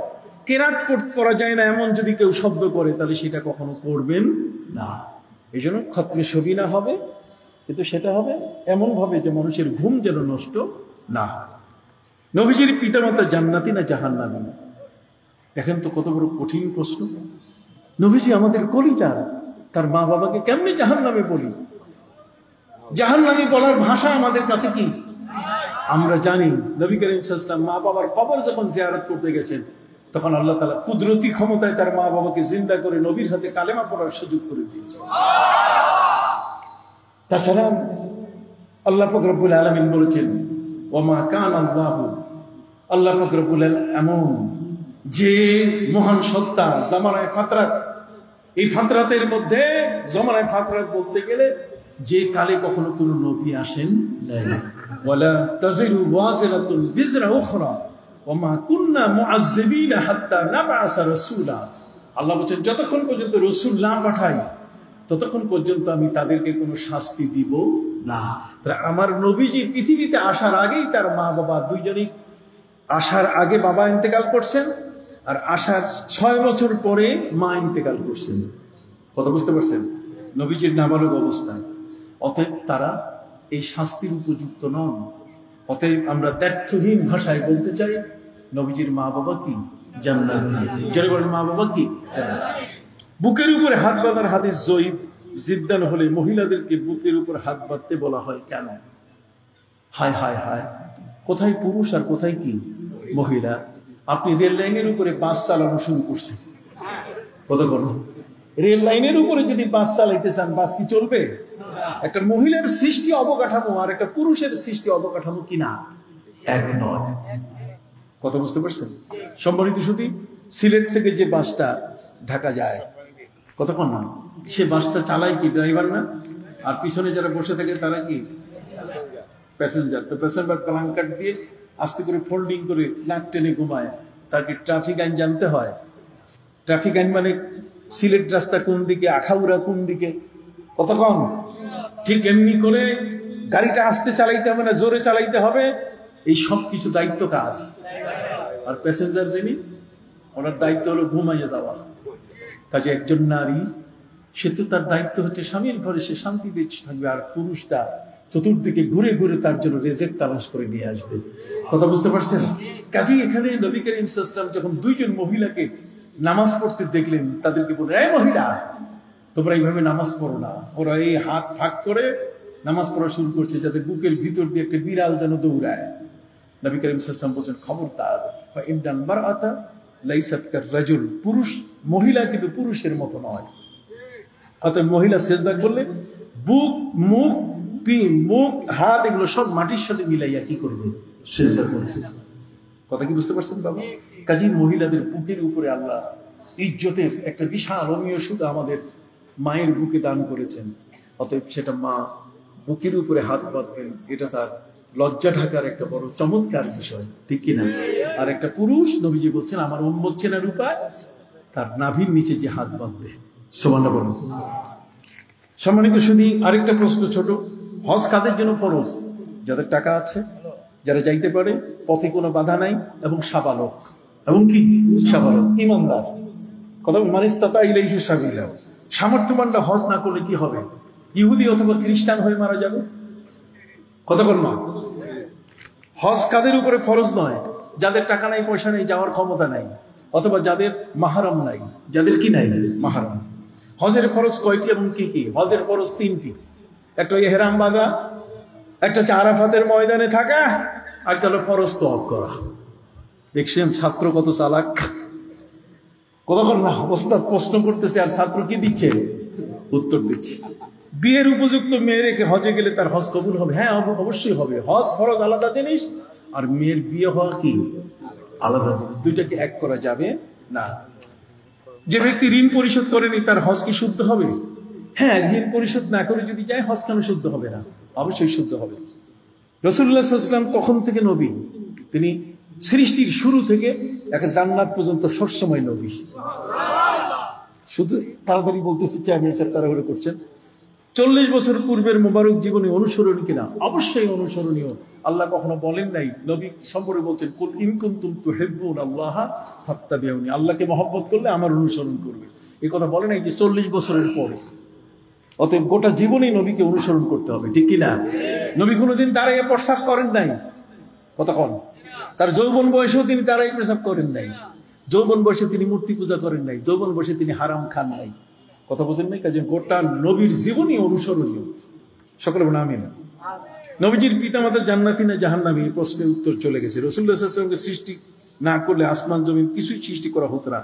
কথাটি সত্য।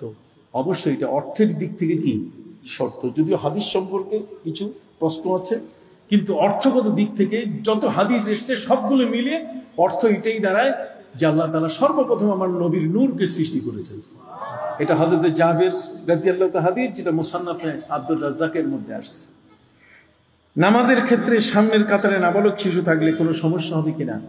শিশুদেরকে নামাজের শেষের কাতারে রাখা দরকার। কিন্তু বর্তমান সময়কালে যদি আপনি বাইতুল মুকাররমে আপনার শিশুটাকে যদি ওই শেষের কাতারে দেন, তাহলে ও তো 102 নম্বর কাতারে চলে যাবে। কতক্ষণ না আপনি থাকবেন 2 নম্বর কাতারে, আর আপনার সন্তান থাকবে কি 102 নম্বর কাতারে, তাহলে সেই ছেলেটা কেঁদে উঠবে সে যদি হারায় যায়। এই জন্য নিয়ম হচ্ছে আপনার সাথে রেখে আপনার সন্তানকে নিয়ে কি পড়বেন? নামাজ পড়বেন। কথা কি বুঝতে পারছেন? সম্মানিত শুধু আর কিছু আছে? প্রধানমন্ত্রী জান্নাতি মানুষ, এই দেখেন প্যাসের মধ্যে পাঠাই দিচ্ছে। কথা বলেন। একটা ফার্সি ভাষা একটা কথা আছে, মানচে বুয়াম তাম্বুরায় মানচে মিসায়াল। আমি কি কইলাম আর আমার সারিন্দা কি কয়? কথা বল না। আমি কখনো বলি নাই যে প্রধানমন্ত্রী তিনি জান্নাতি। জান্নাতি এ শব্দ কখনো বলি নাই। আমি বলেছি জান্নাতি মানুষ এই কারণে যে তিনি 564টা মসজিদ করেছেন, 82,000 এই মক্তব শিক্ষকদেরকে 5,000 টাকা করে বেতন দিচ্ছেন। কথা বুঝতে পারছেন? এটা ছিল একটি প্রশংসামূলক কথা। ঢাকা আলিয়ার মধ্যে একজন মুহাদ্দিস ছিলেন যিনি পীর আমিমুল ইহসান মুজাদ্দিদি বরকতি। তিনি কোনো ছাত্রের উপরে রাগ যখন হতেন তখন তিনি তাকে বলতেন, এই জান্নাতি, এই জান্নাতি। তো ছাত্র জিজ্ঞেস করছে, হুজুর আপনি রাগ করলেন, ওরে জান্নাতি কইলেন কা? আমি কি তার জাহান্নামী বলবো? আমি জান্নাতি বলছি, এটা একটা দোয়া। এটা একটা কি? ওই মূর্খের দল। আমি বললাম যে ইমাম সাহেবরা বেতন পায় না। কথা বললাম, সবচেয়ে বেশি অবহেলিত কারা? ইমামরা। অতএব মাননীয় প্রধানমন্ত্রী পশ্চিমবঙ্গের মমতা ব্যানার্জির মতো একজন অমুসলিম হয়ে যদি ইমামদের জন্য 3,000 করে বেতন দেয়, আপনি প্রসূতি ভাতা দেন, আপনি বিধবা ভাতা দেন, আপনি মুক্তিযোদ্ধাদের প্রায় 50,000 কোটি টাকা তাদের যদি ভাতা দেন, তাহলে ইমামরা আপনার দিকে চেয়ে আছে।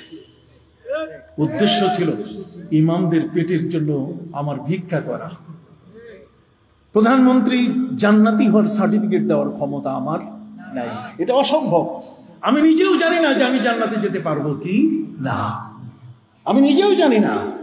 কিন্তু ওই গর্ধবগুলো তারা এই অংশ একটা কেটে এটা কাটিং এবং পেস্টিং করেছে। তার মানে আমি যা বলেছি আগের পরে কোনো কথা যোগ করে নাই। যদি পুরোটা শুনতো তাহলে কোনো ব্যক্তি, এদেশে তো অনেক অসংখ্য আলেম ওলামা, কই কেউ তো কওমি অঙ্গন থেকে একজন আমার বিরুদ্ধে কথা বলে নাই, শুধু 2-1 এগুলো আগের থেকে বাঁচাও, আগের থেকে এই সমস্ত কথা বলতে অভ্যাস, যার ইচ্ছা মুখে আসে সাথে সাথে বলে দেয়, কোনো জিনিস তদন্ত করে না। আসুন ফতোয়ায় কি লেখা আছে? ফতোয়ার কিতাবে লেখা আছে, কেউ যদি বলে আন্তি জান্নাতি, তুমি জান্নাতি, তার মাকে বলবো অথবা তার স্ত্রীকে বলবো যে স্ত্রী তুমি আমার জান্নাতি স্ত্রী। কথা বললাম। যেমন আপনারা এখন বসে আছেন, যদি বলা হয় আপনারা জান্নাতি মানুষ, জান্নাতের বাগানে বসে আছেন। আমার এই কথাটা ভুল বাইর করেন তো আপনারা, আমার এই কথাটা ভুল বাইর করেন। আপনারা জান্নাতের বাগানে বসে আছেন, আপনারা জান্নাতি মানুষ, কথা বলেন। এই যে কথাটুকু আমি বললাম, আমার কোথায় ভুল আছে আপনি ভাষাগত বা ইসলামের দৃষ্টিতে কোথায় ভুল আছে আপনি বের করেন। চান্দা আদায় করতে গিয়ে কতবার জান্নাতে ঢুকাই দেন আর কতবার বাইর করেন, ওইখানে দোষ নাই। আর আমি প্রধানমন্ত্রীর কাছে ইমামদের একটু দাবি করেছি, ওই দাবির কথাটা কিছুই আনে নাই, আনতেছে। আমি প্রধানমন্ত্রীর সাথে এত শত্রুতা কেন? যদি শত্রুতা হয় তাহলে যাইয়া সামনে বলেন যে আপনি পুরা জাহান্নামী, আপনি এটা করছেন ওটা করছেন। আপনার বাপেরও ক্ষমতা নেই তার সামনে গিয়ে এটা বলার, কতক্ষণ না। আপনি পাইলেন আমারে মাঝখানে, কতক্ষণ না আপনি আমাকে মাঝখানে পাইয়া আপনি বলা শুরু করলেন, আরে আমি তাকে জান্নাত দিতে দেওয়ার কি? আল্লাহ যদি তাকে কবুল করেন তাহলে যে কাজগুলো করেছে আল্লাহ তাকে জান্নাত দিতে পারেন না? কি বলেন, ঠিক কিনা? আপনি ট্রেনে ধরলেও জাহান্নামে ঢুকাইতে পারবেন না। আপনি জানেন না তার অন্তরে কি আছে। এবং কোনো কারণে যদি কারো উপরে কারো কোনো বিষাক্ত মনোভাব থাকে তাহলে সেই ব্যক্তি বলতে পারে। দলীয়ভাবে যদি কেউ ভিন্ন দল করেন তাহলে আপনি যারে দেখতে নারী তার কি চলন বাঁকা, যারে দেখতে নারী তার কি চল, যাকে আমি দেখতে পারি না তার হাঁটলেও মনে হবে যেটা তো বেকাইয়া বেকাইয়া হাঁটতেছে। বিষয়টা এটা হচ্ছে রাজনৈতিক ইস্যুতে নিয়ে গেছে। আমি কোনো ইস্যু না, আমি নিজে কোনোদিন দল করি না, পরিষ্কার কথা। আমি নিজে কোনোদিন কি, আপনারা কেউ প্রমাণ করতে পারবেন না যে কোনো দলের পতাকা আমার হাতে ছিল, কথা বুঝতে পারছেন? এই জন্য আপনাদের খেদমতে আরজ করতে চাই, এই ভুল বুঝাবুঝির অবসান হলো কিনা, জোরে বলেন হয়েছে কিনা? আমার কোনো নিজস্ব ক্ষমতা নেই কাউকে জান্নাতে দেওয়ার, খোদার কসম আমি এই কথা বলি নাই। আমি শুধু অতটুকু বলেছি যে ওনার এতগুলো কাজ, এই কাজের কারণে তিনি একজন জান্নাতি মানুষ হওয়ার যোগ্যতা রাখেন। এখন আল্লাহ ভালো জানেন আমার কোথায় কি উনি জান্নাত পেয়ে যাবে। যদি সার্টিফিকেটটা আপনি নেন, আসেন আমি দিতেছি, আপনারও দিয়ে দিব। আপনি চান আমি আপনাকেও দিয়ে দিব, কারণ আপনি কালেমা পড়েছেন, মান ক্বালা লা ইলাহা ইল্লাল্লাহ দাখালাল জান্নাহ। যে লা ইলাহা ইল্লাল্লাহ পড়েছে সে কোথায় যাবে? আজকে না যাক কালকে না যাক পড়ছে, তারপরে দিন সে জান্নাতে যাবে। এই যে মানুষগুলো, এই ছোট ছোট বাচ্চাগুলো লেখাপড়া করতেছে, এখনো মুখস্থ গোটা কোরআন পড়ে নাই, তারপর আমরা বলছি হাফেজ সাহেব এদিকে আসেন, হাফেজ সাহেব উনি এখনো 3 পারা হেফজ করে নাই, তার আগে আমরা শুরু করছি কি হাফেজ সাহেব বলা। এখনো তিনি দাখিল পাস করেন নাই, তার আগে বলা শুরু করছি মৌলানা সাহেব এদিকে আসেন। মৌলানা হইতে গেলে তো টাইটেল পাস লাগবে। তার অর্থ কি জানেন? তার অর্থ হচ্ছে যে আজ না হোক কাল পরশু সে কিন্তু মৌলানা হবে, আজ না হোক কাল পরশু সে হাফেজে কোরআন। এই জন্য আগেই ডাকটা দিয়ে দিলাম। এই জন্য প্রত্যেকটা মুসলমান যদি কেউ তার নিজের মা বাবাকে বলে তুমি আমার জান্নাতি মা, কোনো বাধা নাই, আনতি জান্নাতি, ফতোয়ার কিতাবে স্পষ্ট লেখা, এই মৌলবীরা ফতোয়া পড়ে না। কেউ যদি তার স্ত্রীকে বলে যে তুমি আমার জান্নাতি স্ত্রী, তুমি জান্নাতি, কথা বল না, তাহলে সেটাও কোনো শরীয়তের দৃষ্টিভঙ্গিতে কোনো ভুল শব্দ আমরা বুঝি নাই, নতুন করে শুনছি, যে কারণে আমাদের কাছে মনে হয়েছে ওই যে ধোকাবাজরা কাটিং পেস্টিং করছে, আগে পরে আর রাখে নাই, ছোট্ট একটা কথা আপনাকে কানে শুনাই দিছে, আপনি মনে করছেন হ্যাঁ সিলে আমার কান নিয়ে গেছে, সিলের দিকে দৌড় দিচ্ছেন, কানটার দিকে আর দেখেন নাই, কথা বুঝতে পারছেন? যা হোক, আল্লাহ আমাদেরকে ভুল থেকে মুক্ত হওয়ার তৌফিক দান করুন, সকল বলে আমিন। কথা বুঝতে পারছেন? যে মানুষগুলো ভুল বুঝতেছে তারাও যেন ভুল না বোঝেন। আর আজকে আর আমি কথা বলছি না, 2 জন মহান ব্যক্তি আমার পাশে আছে। আজকে পর্যায়ক্রমে একটু বলেন কার আগে কে কথা বলবে? সম্মানিত সুধী মণ্ডলী,